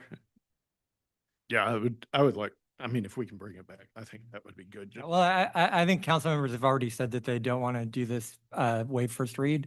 So I think that we'll be planning on having this come back in a month. I guess what I would ask you, Cecil, is maybe, I specifically heard concerns from Councilmember Evans, Councilmember Ray, and Councilmember Kuntz. Maybe you could talk to all three of them and just make sure that whatever you have, maybe it's not going to be able to cover all the concerns, but at least you're able to address them at the next meeting. Conversation with all, as well as the stakeholders, and feel I mean, overall, we can come up. overall, I'm a yes, but I just want to make sure that everybody is clear as mud. A little clearer than mud, maybe. All right. Does anyone else have anything they want to say about this? All right, great. We'll talk about it next month.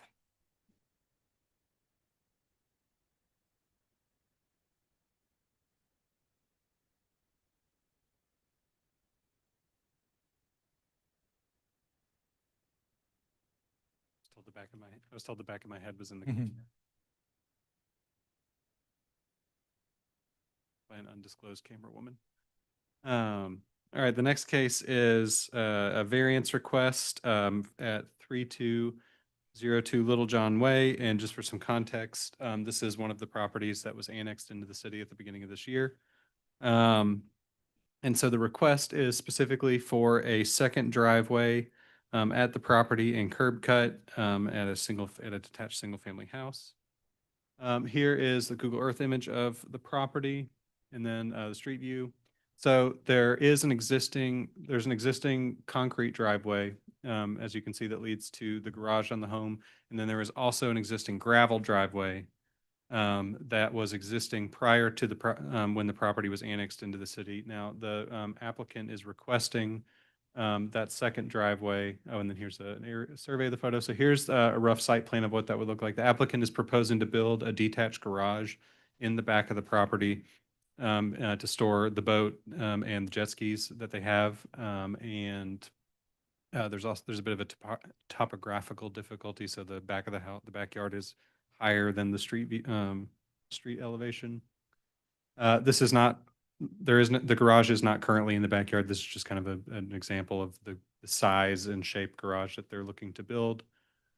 So currently, as you all are aware from dealing with driveways over the years, most of the time we don't allow driveways to go into the rear plane of the house unless there is a carport or a garage that is already in the back of the property. That's not a rule that's in DeKalb County, so this is something that we have actually been seeing a lot of. And part of the reason too for the second driveway is because the specific reason that the property owners want to store means that they're going to be backing most of those in to the property. And as you can see, there's about an 11-foot rise between the existing driveway and where they're proposing to go. That also means you'd have to go up a hill and around a corner, which if you've ever tried to back up a trailer is not a great thing to do, or not an easy thing to do. So staff are recommending approval with the conditions. The two conditions that staff are recommending are that the proposed second driveway is not wider than 9 feet, which is what the applicant is requesting, and that any of the gravel that's currently on the site where the second driveway was added previously is removed and replaced with compliant ground cover before we sign off on the final inspection for the property. Planning Commission recommended approval with staff's conditions. The property owner is here tonight, represented by Ms. Nguyen. Let me know if you have any questions. Just want to see if the applicant has anything they want to add to that. Lady mayors and council. It's just that the property is a unique structure itself, and it's not a normal building where we can actually create another driveway. Secondly, the house is, because of the structure, we can only park 4 cars in the driveway, and the back of some of the cars will be on the sidewalk itself. So it's hard to park at least 6 cars and extra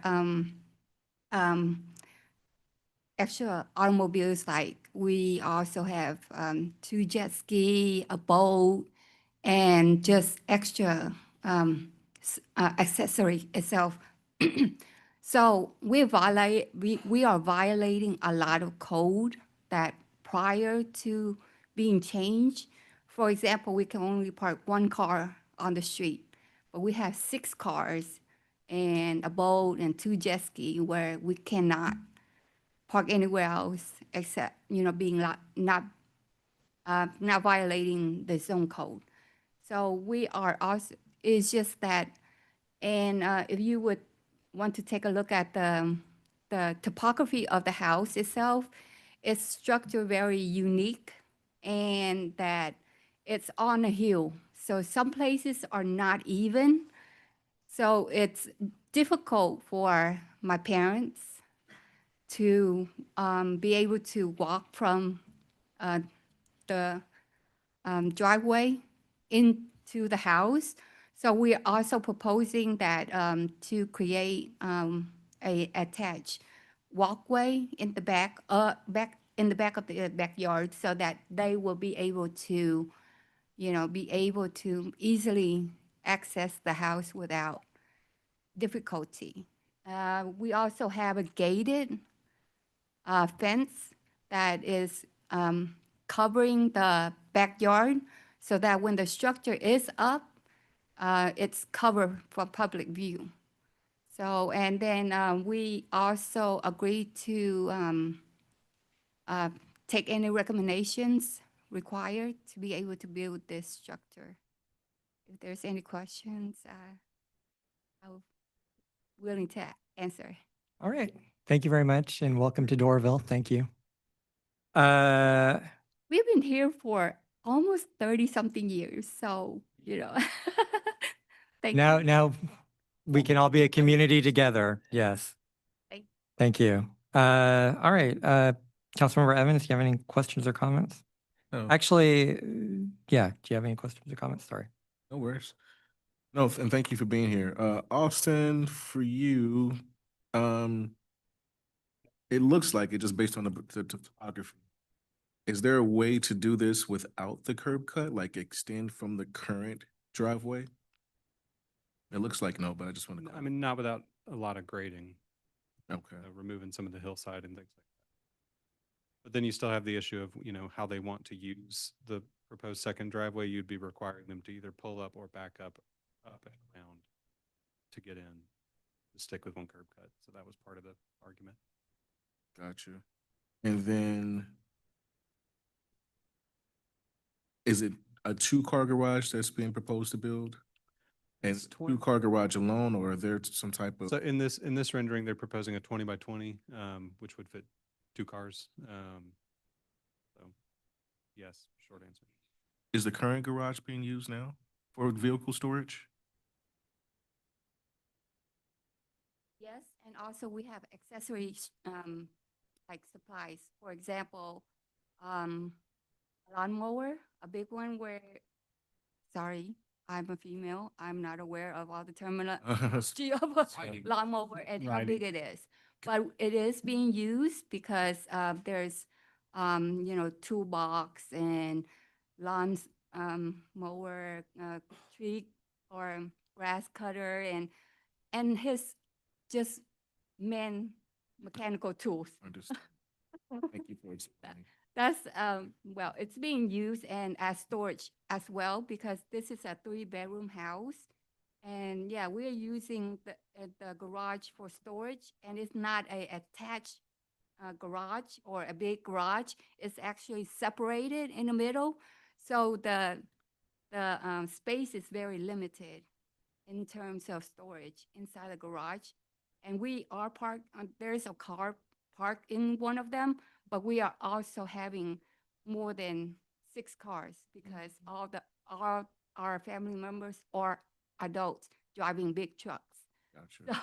So, even though we park, and if you want to take a look at the topography, the driveway itself is very unique. The structure is very unique, and it's hard to park 4 big cars without, your tail in the Sidewalk. Yeah, sidewalk. So, it's limiting a lot of public access, walking back and forth, or, not being able to fit all the cars without being cited or Yeah, so Gotcha. we think that this is the proper proper position because I have gathered all the information about how to, create a bigger driveway, and it's very limited. It's a lot of work, and the height of the the The topography. yeah, the I got you. topography is very difficult Yeah. to instead of just a standard house. Well, thank you for explaining. Yeah, I can see, it looks like there's a plus or minus an 11-foot drop there, but I just want to be sure with our planning director. But thank you for explaining. That's really all of my questions. I commend you all for wanting to improve it, and I think it will improve your property. So thank you. All right, thank you. Councilmember Simmons? Thank you, Mayor. First of all, I just want to say welcome here to Doraville because was the annexed part, correct, that we brought in. So welcome, thank you. And thank you again for doing the right thing by you're newly annexed and you're already filling out an application to do this the right way. So thank you. That is awesome to see. And very well written statement and everything. That was very nice. Thank you. Austin, do we allow in Doraville boats and this stuff to be parked outside, not covered? Need to be in the rear. Right. And this is a corner lot, so this is that weirdness. Where their proposed garage and part of their driveway is behind their fence would be considered the rear. of the- Right. So they're trying to do this to help abide by our code and take it out of there, which is great. And then if I got a boat, so I know backing it up and all too. And if you do come off that driveway, first of all, you got a tree stump in the way you got to get rid of. And then to make that turn, you're going to have to pour a lot of concrete along the front just to make that turn once you cut it. You can't jackknife this sucker. And this is definitely the best plan to make it work the way it's drawn here. So, I thought about trying to come into that driveway, but it's so short and that turn and the elevation, you're gonna have to pour the whole front part of your side yard, front yard with concrete, just to make that, or you'll be tearing it up and getting mud everywhere. So I definitely agree with the way the plan's shown. Size is good. My question, Austin, to you is they talked about a fence around there. Are they going to take the chain link fence down and do a fence across the front, or is that a question I need to ask them? Yeah, that's a question for the applicant. I'm not sure they're. So you talked about the fence, and I do see in the pictures, you sort of have the cedar fence or the wood fence on the side and all. Are you gonna, when you take the chain link down, are you gonna do the same across the front with like a door? Because you, Send your question. And so before this house was transitioned, the fence was already there. Mhm. We asked permission to remove the fence and make it a wooden fence, but it was denied. We didn't understand why it was denied, but we followed the code so that we have to put a new fence up because due to the zoning or the coding, it can't be where the old fence is laying. Even though we explained it very well that this is a pre-existing fence, we're just trying to make it look better with wood instead of the chain. Yeah. But and so that they told us that it has to be only 4 feet. And we say that right now it's 6 feet. And you're telling us that we cannot just make it look better as a 6 feet that is already pre-existing. And so we have to follow regulation and create another fence. And they also say that it's okay to keep the fence right now. So we're just following regulations. that's fine. So Austin, is that though, didn't we change that code for corner lots and front yards and all this like 6 foot, or was it 8 foot, or is that in the back and it's 6 on the front? It's 4 feet in the front, 8 feet in the side or the rear. Did we change it though for corner lots because it was so weird? Okay. But if we had changed it the way we're talking about, this would actually allow it to be 8 feet on this side. Right, okay. And that's a great picture right there. So it actually does have wood fence there and on the other side. So it sort of has it there. Okay, I missed the white part. I saw the chain link. So yeah, it's pushed back because after what you said, that makes sense. So thank you on that. And what was my other question? Oh, it's actually just a statement. So, and this is just a corner lot. She's actually, or they are actually preventing a curb cut on the other side street, I guess, which they could have had, correct? So they could have had two curb cuts on this house if you want to think about it. Just would have been on the other street. So they're still abiding by the amount of curb cuts that could be on this lot, correct, for this house? Even though it should be on the other street, they still could have a curb cut there? Sorry, in R1, you're only allowed one. So they- Okay. This is, So no, they couldn't. they would have been stuck with the one they had. Hmm. Well, there goes that argument. Thanks, Austin. That's all. Thank you. Thank you. Councilmember Ray? Yeah, thank you. And thank you for going through this process and trying to do this the right way. Austin, only point of clarity for me, it says in the packet, I believe, that homeowners by right can build a detached garage in the rear. Is that correct? And if they build that, then by right, they can extend their driveway to it, right? And the one driveway that they're. The single one. Yeah. built the second. Okay. The mic is on. Can you not hear me? Yeah. Moody.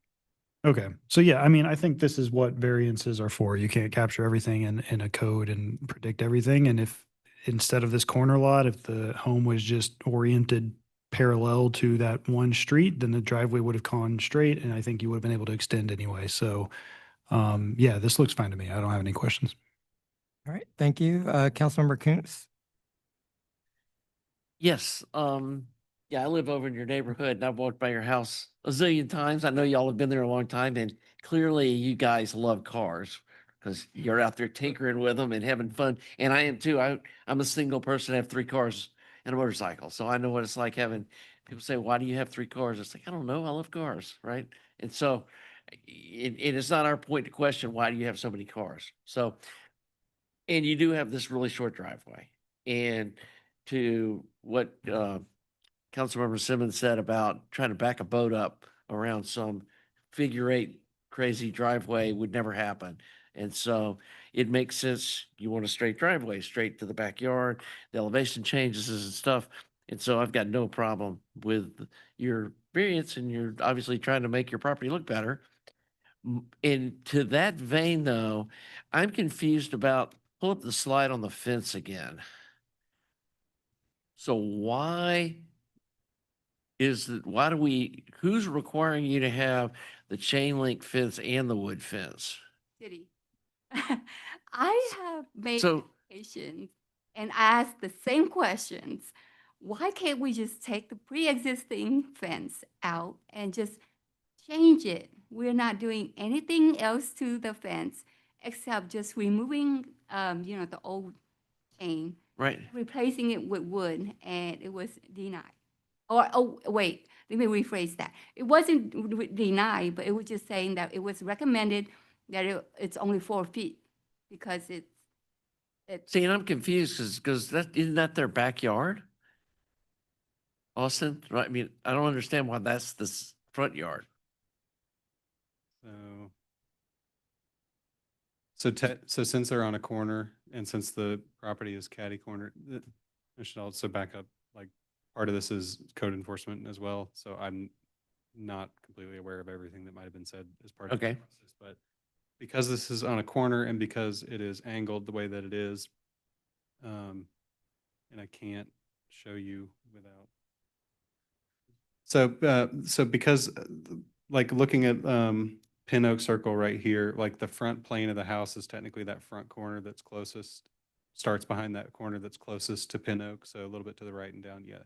So going north from there on Pin Oak and back is technically your side and your rear yard, and anything in front of that. But their front door faces Little John Way. Yeah. So both- isn't that both the of front them of the are- house? Both of them are fronts. Both sides of the corner are fronts.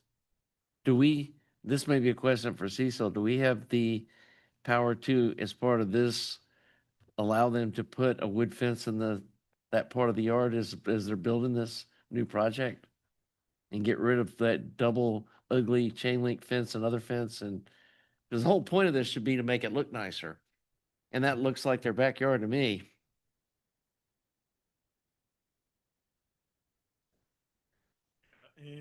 And we've already, I mean, We've, I think the way, and I defer to Austin on this, because really we're in his territory, but we are going through the zoning process. We've opened up the zoning on a variance.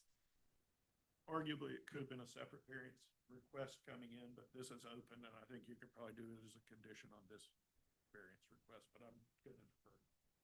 Because we're making a condition to remove the gravel. We could make a condition that they need to also replace the fence, and we would allow up to 6 feet or whatever the council would allow, and it would make the whole, the whole deal is, we want it when I'm walking by on the sidewalk, your house looks nicer. I understand what everyone, what you're. And you want to. Me too. When I applied for the fence, I asked specifically, so why can't we just do that? It makes things so much easier. But they say under regulation, this is what your choice is. So we have to follow regulation. Right. And that's by right. But now you're in front of us and we can change the rules. Thank you. I would love it. We're trying to make the house look better. I think I'd like to hear from Austin, have him respond to what Steve Right. said. Normally, so we're here talking about a variance for one specific section of the code, and normally if we're talking about somebody having a variance from a totally different section of the code that we're not even like in the same chapter right now, I would normally put that as a separate variance application. That being said, if you wanted to throw it in there as a condition that they're allowed to, have the existing fence that's there, 8-foot fence that's there remain, you can. Or be replaced. Or be with the- replaced with an 8-foot fence or whatever, we can work with that to avoid bringing them back a second time. Right. I mean, because she could go through this whole process again, but to me, and it'd be wasting her time and our time. So I would be fine with what she's doing here and updating the fence. However, she was saying a 6-foot wood fence and take down the chain link and the wood, the ugly wood, all the ugly fencing, take it all down and put in a new 6-foot fence as they're building the new garage and pouring the new concrete. Makes sense to me. I don't know what the rest of the council thinks. Y'all okay with that? Well, we can see with the motion. And I also just said, this is a first read and it's a public hearing, so. It doesn't say public hearing on the thing, just FYI. But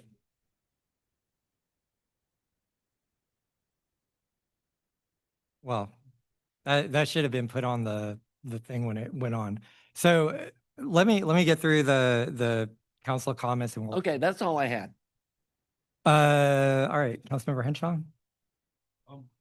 Yes, I guess my question is, and it's your property. I'm wondering why you're pushing the garage so far to the back.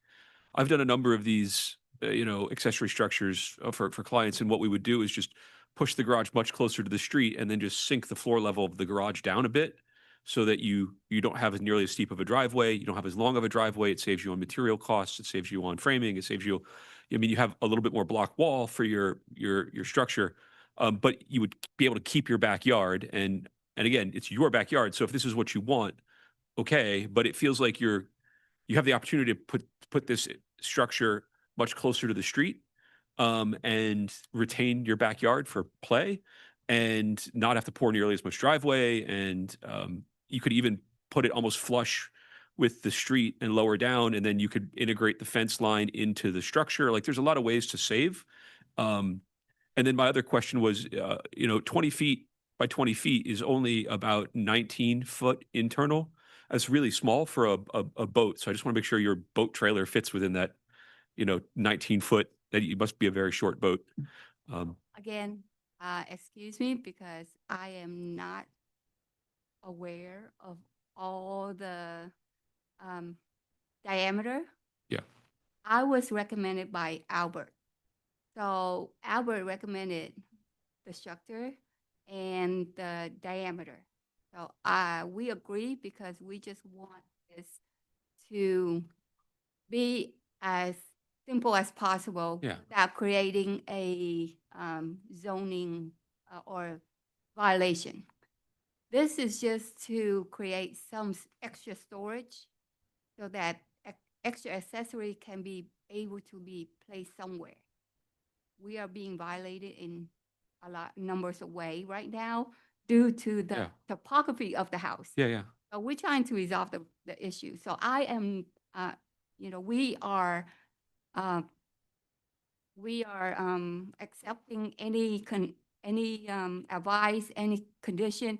And I'm not sure what you mean by putting it on the garage closer to the fence. Can you point out where exactly? I can probably do that after the meeting. Obviously, whether you get your variance or not, I'm more than happy to at least kind of show you my thoughts on this, because I deal with this every day.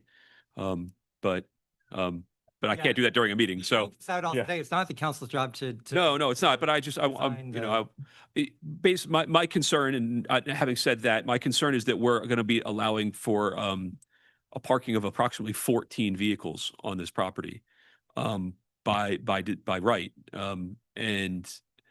I know we shouldn't say, you shouldn't own 14 vehicles, but at the same time, that's a massive amount of parking for a single family home. We had a huge kerfuffle with a resident who wanted to build a garage big enough to hold 8 wheels plus his driveway, where he can park 14, and we still hear flack about that. So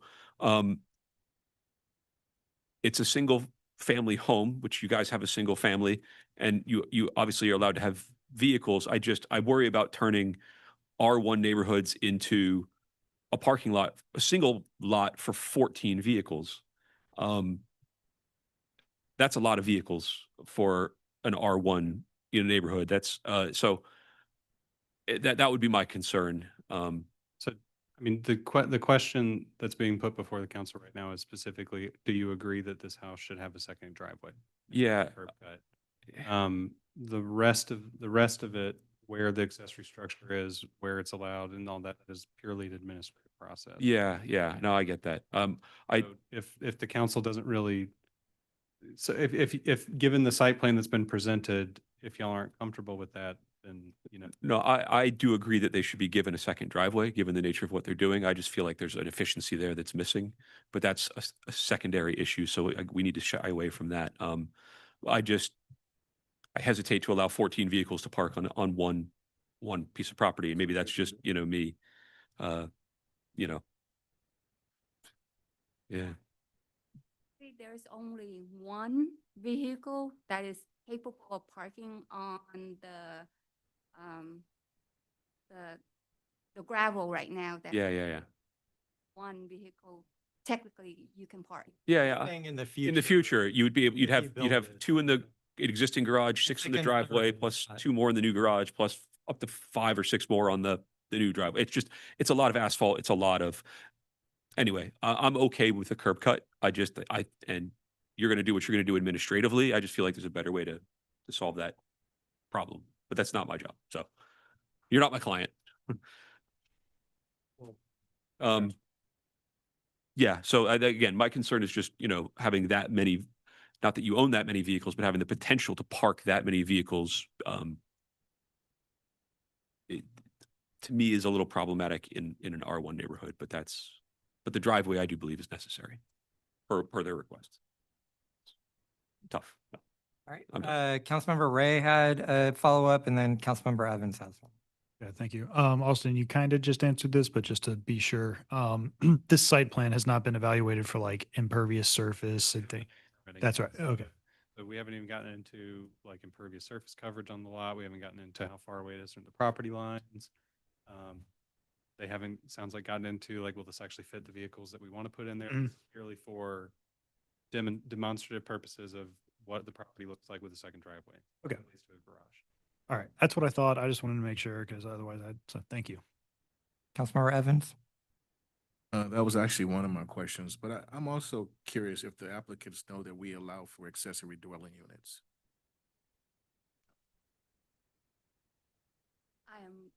Can you explain or clarify? We have a ordinance that allows for accessory dwelling units, and I wasn't sure if you were aware of that, just in the sense of this is a proposal for a garage along with something else. So I'm not assuming anything, but I'm just asking and let. That's kind of outside the scope of this hearing though, right? It is. I- I just want to. I would say, I think a lot of council members would love to talk to you after this meeting. So maybe we can take a break after this.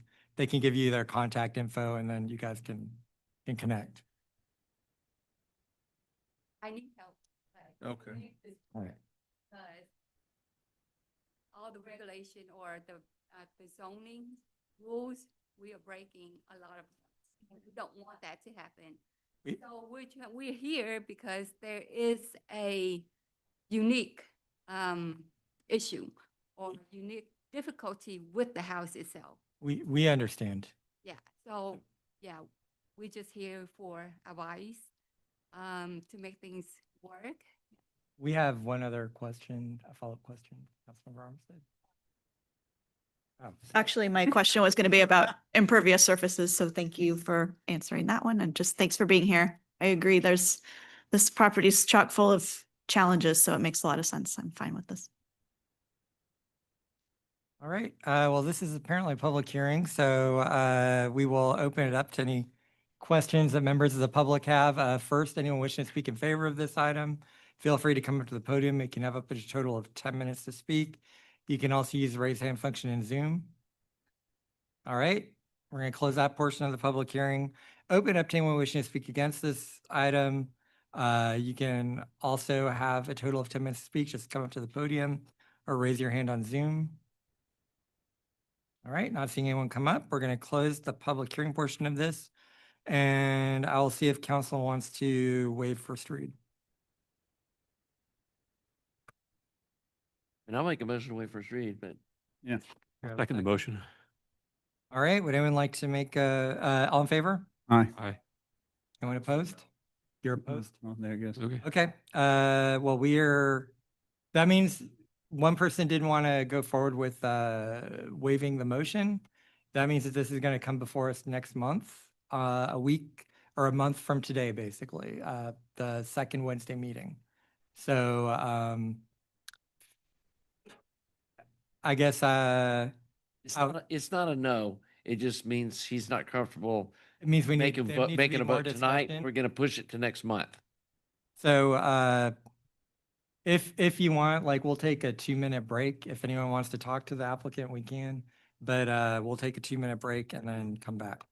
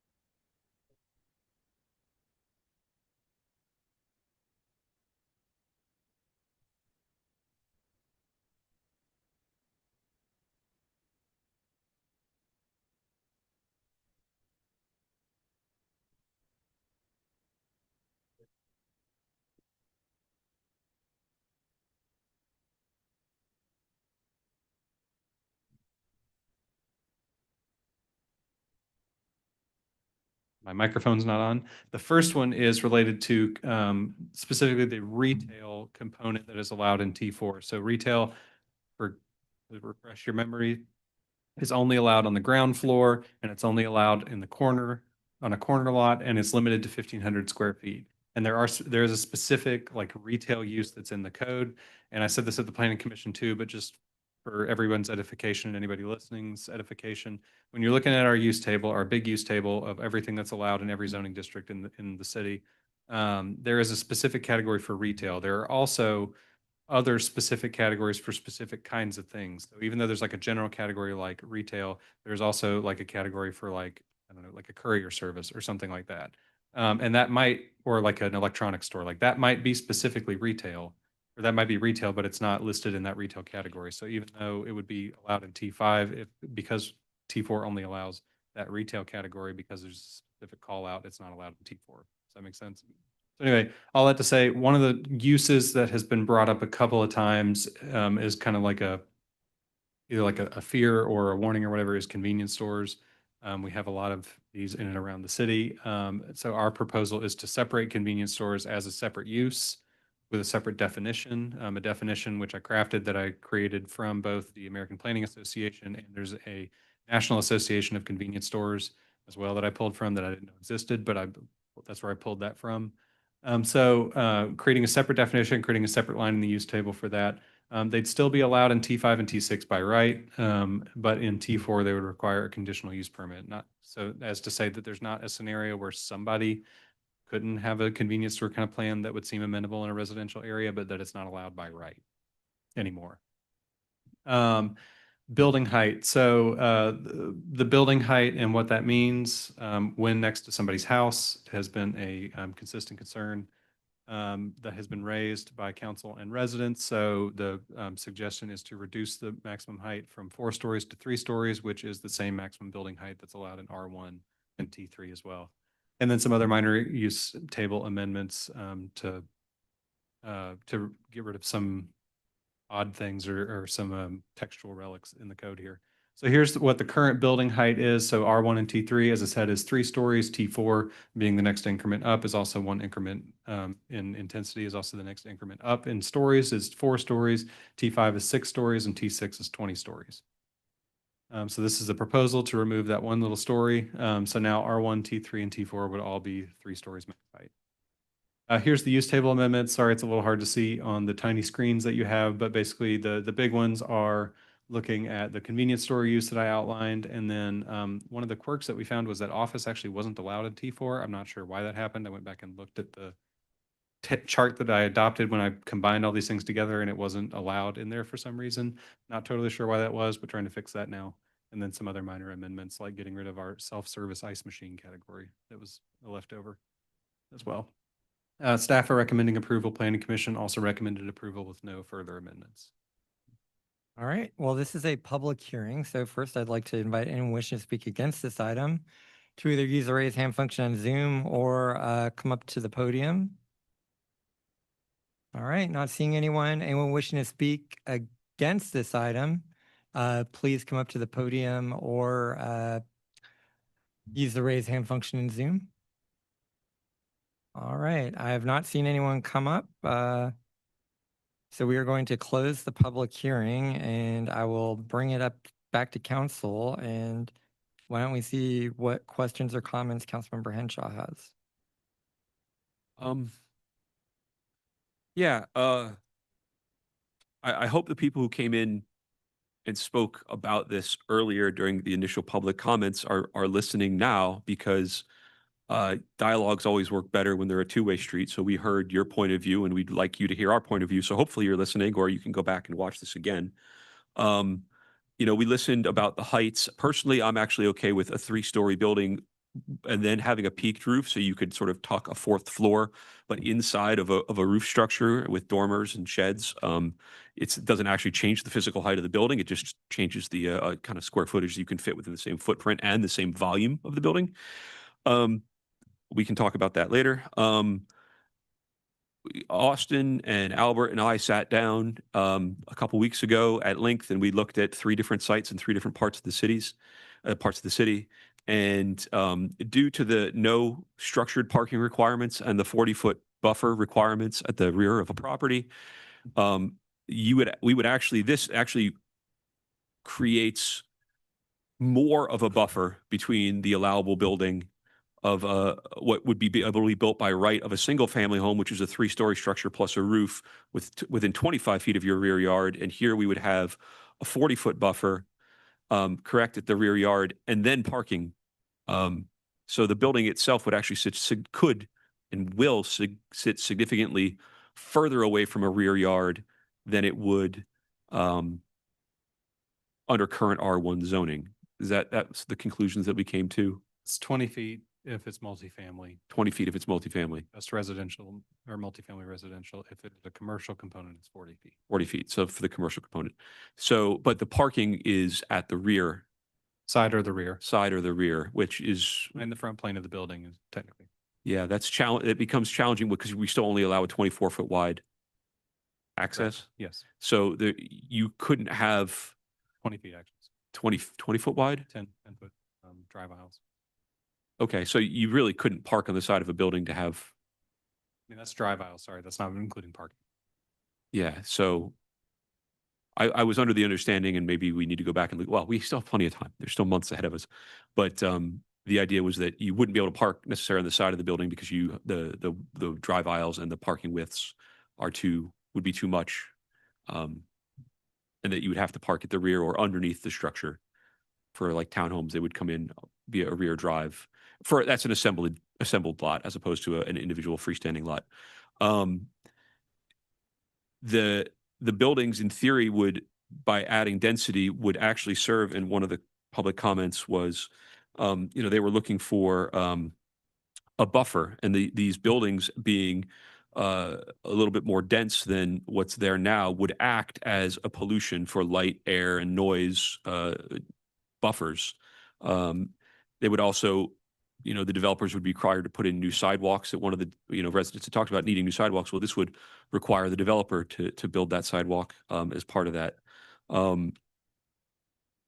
I do agree that dumpster noise could be an issue. I don't know, the trucks are loud, but I have to look at that. An issue. Yeah, we do have Shopping. yeah, if you're up against a shopping center anyway. And there was another comment that I did have, and I just need to find it. Someone was asking, why are we looking to rezone our R1 neighborhoods? And ultimately, we're not looking to rezone our R1 neighborhoods. We're protecting our R1 neighborhoods through a very selective rezoning along a much busier corridor. So for instance, in Northwoods, which is where the complaint was leveled, 15 lots are up for rezoning out of over 1,000 single-family home lots within the R1 neighborhood. So you're talking, what is that, 1.5% of the neighborhood is up for rezoning, and it's of similar nature for the other areas that we're looking at. So, we're not looking to wholesale rezone R1. We're looking to protect the current R1 zoning by providing the opportunity for developers to create a bigger, better buffer between busy roads and our R1 neighborhoods. So I'm hoping that is made clear as we move forward with this. I'm more than happy to have a two-way discussion. It's not something we can do up on the dais, but you guys know my phone numbers. You've got my email address if you have any concerns or comments. And I already had one person reach out to me, and I'm going to be happily meeting with them about the Shallowford Road stuff. So, please, it's a dialogue. And so reach out, and I'm happy to discuss about it. So it doesn't feel like you're lecturing us and we're lecturing you. That's it. I guess Councilmember Armistead will be next. I just want to say though that, usually we hear when people are upset about something, but I was walking my dog and someone asked me about the rezoning signs on Shallowford, and he lives pretty close, like not quite as close as I do, but he said, wow, that's a great idea because those houses look awful and no one's invested in them for a long time. So it'd be great to see something good happen there. So I just am sharing that, like, if people are happy with it, they're not necessarily coming here, telling us about it. Councilmember Armistead. Thank you. I've also heard a lot of words of support from Northwoods residents that are excited about the fact that we as a city are trying to figure out what might actually thrive on these busy streets, as opposed to just fighting the reality of what's there. So I am excited about these tweaks. I think they're good compromises, that show that we are listening to what people are complaining about. I really appreciate the clarification of the retail segment of the table, because I think that I've heard a lot of concerns about, worst case scenarios about what kind of retail could go in these spaces. So it's good to know that there are plenty of guardrails around that, and really guardrails around the entirety of T4. I've heard complaints that it's just going to be Wild West. There's actually there's a lot of regulations in place that are going to protect our neighborhoods, protect the quiet and the pollution, and keep these barriers in place. So anyway, I am all for it. So thank you for putting these together. Thank you, Councilmember Kuntz. Yeah, I'm gonna quote Eric Clarkston, the old mayor of Chamblee. He, people ask, I was at an event and somebody's asking him, how did Chamblee become so successful? And he said, we created a really good comprehensive use plan and we implemented it. And if you look at our comprehensive use plan, they talk about this neighborhood preservation district of up to 3-story with some limited retail and limited, multifamily housing around the edges. And that's exactly what we're doing. And we're following this plan that had just tons of public input. I was part of and you were too, Mayor, on the comprehensive plan steering committee, and we had multiple public charrettes where dozens and dozens of residents came out and put their dots on stuff and got to give input. And, we've been accused of, just pulling this out of our hat and there's no public input. And that's like the opposite of what's happening. And it's part of the reason that developers are now looking at Doraville is they see that by our other zoning changes that we've done, we're making the zoning map match the comprehensive use plan map. And that was my main thing with going from 4 to 3 stories was that's what the comp plan calls for in the neighborhood preservation district, which is where we're putting this T4. And I didn't feel there's not a lot of T4 in other places of the city that would get hurt by lowering the height. And if there was some T4 that was, a long way away from residential, that they could come in for a variance. But in these lots close to residential, to me, it makes T4 neighborhood scale. And a point that Mr. Henshaw brought up is I am a little concerned about the side parking in T4, especially in this corridor. And I think that, I would hope that there wouldn't be some bad player that would build some crazy building that's long and skinny and jammed up against the back of the property and has all the parking, up by the road, basically on the side of the building. I would rather see us, instead of having the parking behind the front plane of the building, that we have the parking behind the rear plane of the building as part of this zoning change as well.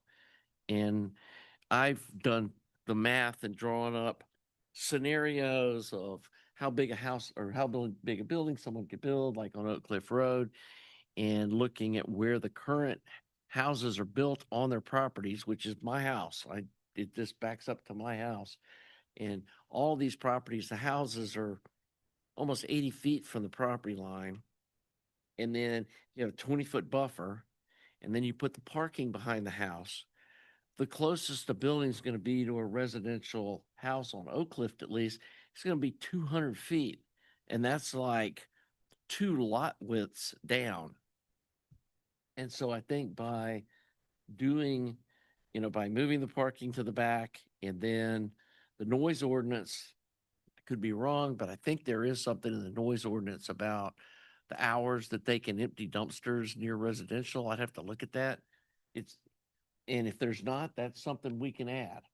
I mean, that's I think there is. I remember when we redid the noise ordinance, there was something about that, that there's hours of operation for stuff like that. And so, I get that if you didn't know that, you might be thinking 6 o'clock in the morning, they're out there clanging dumpsters around. Well, that's not legal either. And so I think that between those two things, as Mr. Henshaw said, this change and the zoning is actually going to provide more of a buffer. It's going to move all the buildings further away. It's going to act like a noise buffer being up at these busy roads.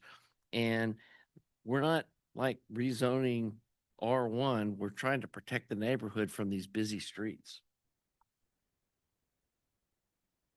So when we get ready to make a motion, I've got one. All right, Councilmember Ray.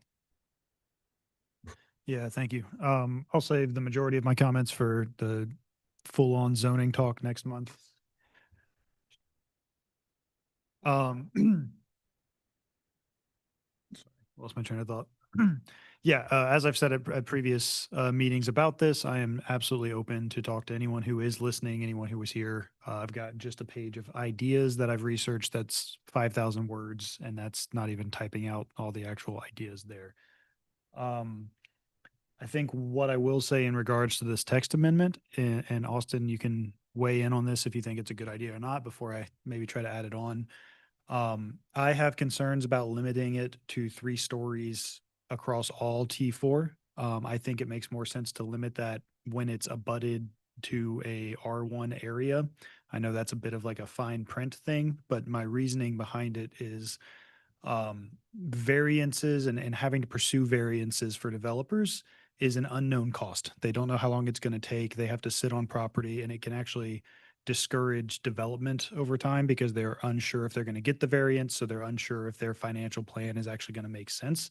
And so personally, I would rather have it in the code because I agree 3 stories makes sense next to R1, but I would rather just have that written in, and then elsewhere, just by right, people can go to 4 when it's not next to houses. That way developers don't look at that and they have this unknown cost of, well, if we could do a 4-story set of townhomes, we know we could charge 600,000, but if we can only do 3, it's only 450, and that doesn't actually add up math wise for the cost of the property and all of that. So that's my biggest concern with that. I think the conditional use permit for convenience stores and the use case changes makes perfect sense. So Austin, if you have thoughts on that. I mean, my recommendation would just be to keep the building height at 4 across the board, but if we want to lower it, and the concern is specifically about excessive building height next to single-family homes, then I mean that sounds like, I guess my point of clarification would be like, is it buildings that are touching R1 properties or within a certain distance of the structures? Because that's really what we're talking about, is how close this would be to your house or to somebody's house. Just for like if I'm writing this hypothetical amendment. Yeah, I mean, my general thought is just if the property itself is touching an R1 property, then it's limited to 3 stories for T4, and then anywhere else, it's just normal up to 4. If you think that's overly prohibitive, I'm open to other ideas. I'm pretty okay with it staying at 4 altogether, but we did hear from a lot of residents who are concerned about heights, and I want to be, amenable to that. I just don't want to scare off developers or make the process more costly and more difficult long-term as we're trying to add housing to the city and housing for upcoming generations and all of that. So that's my biggest concern. Okay. Councilmember Simmons. Thanks, Mayor. Just to piggyback on that, since it's fresh, isn't it right now that they have to be X amount of distance away before they can get that 45-degree angle over the 3rd-story roof from the property line, just the way the angle works and all that, correct? Yeah, there you go. That one. Actually found it better. Ah, that's even better. So the way that the plane works is you start at the lot line, you go through whatever the width of the planted buffer is. So it could be 20 feet if it's just a multifamily property. It could be 40 feet if it's a mixed use property. You start at 35 feet and then you work up at a 45-degree angle from there. So this is not to scale, obviously, but what Right. it is. Starting at wherever that buffer ends, the building can only be as tall as the house could already be. That is between 40 and 65 feet away from the building that you're proposing, and it can only get up to 40, the Four- 4 stories. Right, It's general, it's probably like 20 something feet away from that. So right. there's not a rule that cover, I mean, all the lots are different, but like if I'm assuming 2 rectangular lots right next to each other, that's kind of how it works. Right. So You're far away your- before you your hit the 3-story 4-story. Your 3-story house would be about like 80 to 90 feet away from a 4-story building. That's what I was gonna say, 80 feet. That's the number I remember seeing on the one presentation you gave. It was 80 feet. So it's already far, and it can only go up one more story just in general. Correct. Yeah, I can't go anywhere past 4 stories anyway. So I'm fine just leaving it after hearing that and seeing that. I mean, I understand what Councilmember Ray was talking about, and I'm fine with that too, if that's how we want to do it, next to R1 or whatever, it's 3 and then everywhere else 4, but in a sense, it's pretty much going to be, it's only one more story and it's very far away. So I'm fine with leaving it. I just wanted to mention, we always hear about Northwoods and everything over there. I've heard a lot of positive comments about the stuff in Winters Chapel. Just want to let everyone know, everyone over there in the Homeland Drive, a lot of people gave a lot of positive comments, and I had some reserve and talked to them, explained it to them, and they're like, oh, it's a great idea. So just wanted everyone to know that over here on District 1, we're getting a lot of positive feedback as well. So just wanted to mention that. And thank you for your presentation, as always. Great. Thank you. Thank you. Councilmember Evans? Thank you, Mayor. I like the adjustments. Thank you for the update as well with the going to the 3rd story, with the buffer as well. I would like to propose a fence, an opaque fence, 8 foot between this commercial corridor and the residents behind it. I think it would be an extra layer of protection for the residents. When it comes to a light buffer, there's going to be big trucks coming back there at 6 in the morning, whatever the case may be, and it could shine right in someone's bedroom window while they're picking up the trash. But that fence would be a protection from that, as well as the noise from a dumpster, and even people just cutting through backyards in the middle of the night. Who knows what's going to happen, especially with a convenience store. Glad to see that that's there, but I think a fence but separating the two would be a great addition for this rezoning. There's another thing too. The trees are fine. That's it. I think that's, I still prefer that this should start at only Shallowford and Chamblee Tucker Road, since there's a lot of vacant land right there, and I agree the houses don't look great, and there's retail across the street already. To kind of sample this out and see how it would work, but I understand that there's a push to let's just do it all together at one time. But I think if we were to start there would be less opposition because of the condition that is in, of the available space that's there. But those are my comments on that. Anyone else have anything? Yes. Just to talk about the buffers, when you have an R1 zoning abutting an R1 zoning back to back, there's a 25-foot structure setback for the residence, and there's a 5-foot structure setback for a accessory structure, but there's no planted buffer requirement from an R1 to an R1. Whereas the T4, it's a 20-foot planted buffer, correct? And then you have your height limitations based on setbacks and whatnot. So the planted buffer is a very different thing. You could, tree ordinance aside, clear cut your backyard and basically have a straight view corridor from your house to your neighbor's house. That's not feasible under the T4 zoning because there's a planted buffer. And I'd be amenable to the fence requirement. I don't know what that looks like. I mean, I would think it would need a little bit more, understanding, but I think it's potentially not a bad idea. Again, I'm more than happy to sit back down and do a little bit more, planning about what can go back here. But I think during our kind of discovery session, it kind of revealed that without the concept of structured parking, we're really limiting how much how large of a building you can build, because there's not the ability to park the cars you need for a building that would be large enough to even require potentially a 4-story building on a lot, just because you don't have the room to park the vehicles that you need for that. So without a structured parking, which is not allowed at all in T4, correct? Okay, that was it. Councilmember Coons. Couple of points of clarity. I mean, my whole deal with the 3-story was that's what the neighborhood preservation district in the comp plan says. That's not something I'm making up. That's what the comprehensive use plan says. And I've made it one of my goals is to try to follow that plan.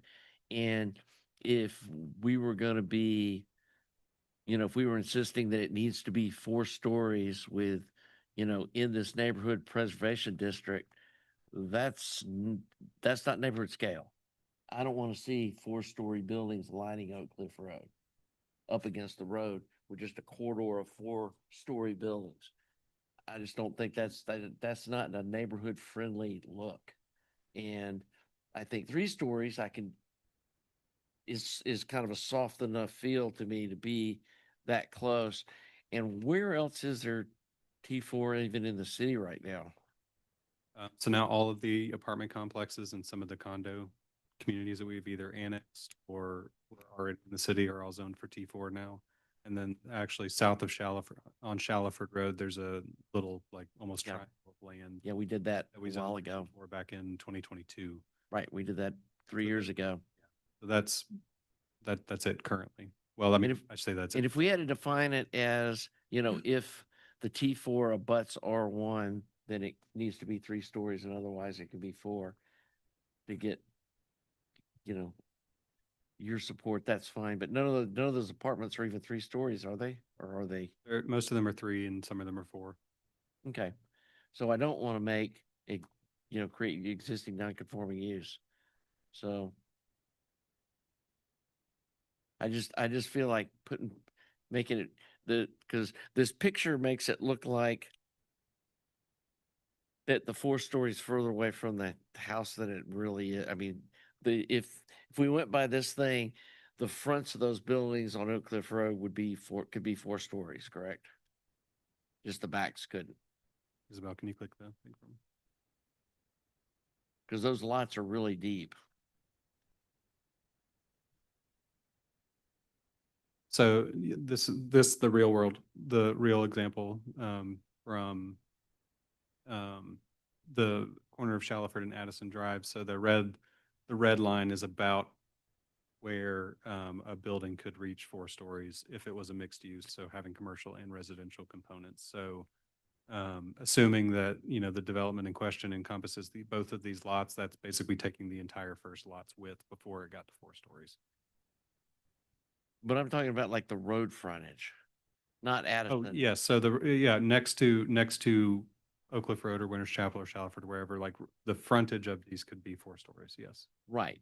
And to me, that doesn't feel neighborhood scale. And it's direct. I mean, it's straight in this neighborhood preservation district, unless we want to change the comp plan. I mean, that's the way I'm looking at that. I'm okay with the fence. I mean, any foot fence to me isn't a big hardship. Are those your comments? Yeah. Do we have anything else on this side? Councilmember Henshaw? So we've talked a lot about this, and when we use the term 3-story and 4-story, and it becomes challenging because jurisdiction to jurisdiction.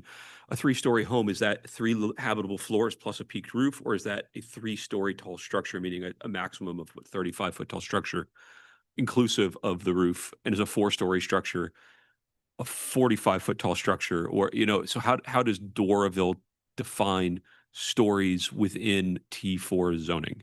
And that's the big. Because a 3-story home or 2-story home that has a peaked, a 12 and 12 pitch roof, the 45-degree angle, that has a 3rd floor tucked up underneath that roof, looks the same height as a 2-story home does, because you've got habitable space tucked up inside the roof. Same thing. So if you have a 3-story structure with a peaked roof, it's technically a 4-story structure, but it looks like it's 3 stories. So I would, I'm curious as to how Doraville defines that because we look at commercial buildings as being, often flat roof, but a lot of commercial buildings have a pitched roof. Townhomes can have pitched or flat roofs. So there's, and as an architect, when I read a code, I have to learn and know, like, what does it mean by story? Is it habitable space or is it total building height? So I just want to make sure we're clear within the T4 zoning what a story is indicative of, and also how tall a story can be. In traditional construction, a residential, floor is typically 10 foot, maybe 11 foot. But, in commercial, we talk about the first floor in our T5 and T6, the first floor has to be 15 feet tall. And then you can have, but that's not in T4. So I guess what I would say is, this is a first read. It sounds like there are a lot of questions that still are happening, and I would suggest maybe we push this also to next month, and we can do research on how high a story is, and look at the actual how wide this is, because we're kind of going around in circles in terms of all this. Councilmember Evans, did you have anything else you wanted to add? Go ahead. I just had a question about the convenience store and the sidewalk. So I don't know if I was trying to find it in the ordinance, but or is it written out somewhere that the convenience store can have like use of the sidewalk in front of it or around the corner if it's on the corner, pop-up sale, a fruit stand outside, maybe they got some type of sidewalk sale. Is that, if it's not in there, I think it should be. I don't remember exactly what it says, but there is a regulation in there about like outdoor sales and merchandise. It can't be in T4 either. Is that, do you think the fact that this is a retail / corridor with housing, that maybe speaking of something that's abutted to residential, is that something that You should took be it out. available here? Convenience stores aren't allowed in T4. Oh, it was taken out. not by right, It's it's a CUP. CUP, okay. So with the CUP, you'd ask them that question at the time then. So if it is a CUP, if it's an item, then is that something that could be with that condition? Yeah, you could The say use of no, the you could yeah, say you no can- sidewalk sale. Or the use of the sidewalk? Could be. Or they have a fruit stand. I think we're getting like off track here. You're getting because way off track. This is beyond the question. All right, this is gonna come back next month. I'll say personally, I would like to see us find a way not to reduce our T4 like throughout the city. I mean, if we can look at that, because I do think that there is a housing crisis and we're kind of de-densifying as we speak here. So I think we're trying to solve one problem. Let's not create another problem. But I think this will come back to us next month.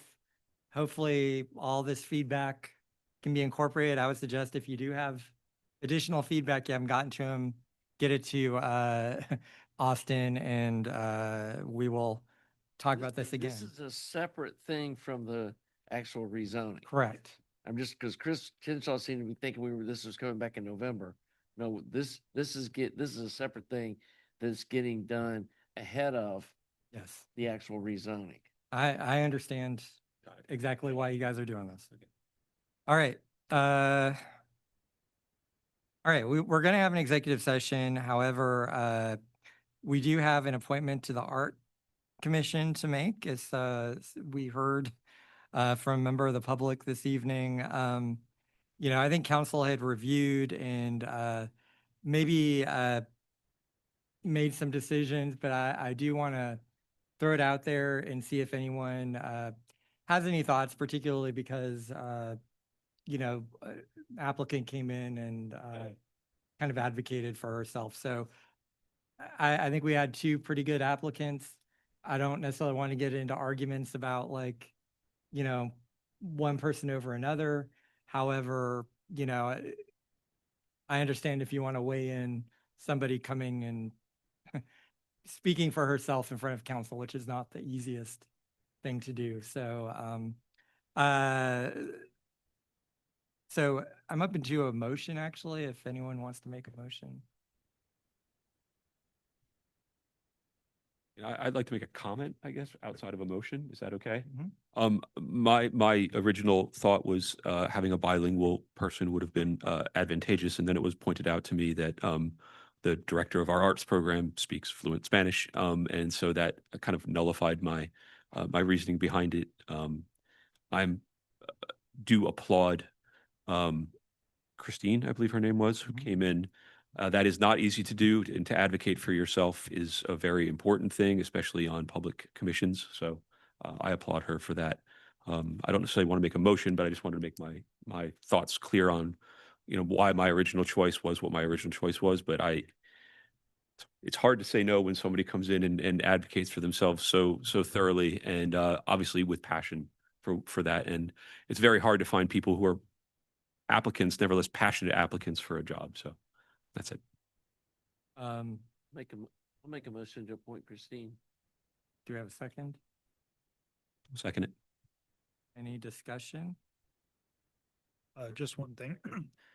I just want to say that both resumes I thought were phenomenal. And Oh, this amazing is, candidates, both of them. this is 2 open art commission seats in a row that's been the case. I don't know what art commission's doing to draw that over some other things, but if either of you watching this and you don't get on there, please keep a lookout, because I think we need more and more of our residents who are qualified, like both of you were, and who to make these things a hard choice. But yeah, so I just wanted to put that out there before we vote. I'd like to make a comment too. So I will second that. And I've been saying the same thing ever since I saw these resumes. And last time the appointment, I think we had 4 candidates and they all were stellar, or 5. I can't remember. And I was like, we need to get some of these people to, like, for city council seats over here. These guys are great. And the 2 applicants this time were just fabulous as well. So, obviously someone will have to get the position. The other who doesn't, I think they should reapply and do it. But also wanted to mention, I think on the applicant, I think her name was Victoria, is from the newly annexed part of Doraville, correct? I believe so. So that's really cool that we had someone come in here, ask for a variance for a driveway that has been newly annexed into Doraville doing the correct way. Now we have an applicant for the art commission. So people are like wanting to be a part of Doraville. They were there, we annexed them. It's great that we did it. We did the right thing is what it's showing me. And that's really cool that people are already engaging in the new annexed part. So I think that's great. And that's also another positive, mark for that applicant. But as Councilmember Henshaw said, Christine coming in and saying what she did and get here in front of us is awesome to see, and hats off to her for that. Any other discussion? All in favor? Aye. Anyone opposed? All right, well, Christine, welcome to the Art Commission. And I would just say, No. for our other, what? Is this Christine? Yeah. For our other applicant, I would just encourage you, there's going to be a lot of opportunities to get involved, particularly the Comprehensive Plan Committee. And we would love to have a diverse group of people on that. All right, we are going to have a executive session, I believe, with some action taken. Before then, though, we'll have council comments. We'll just go down this way. So Councilmember Ray.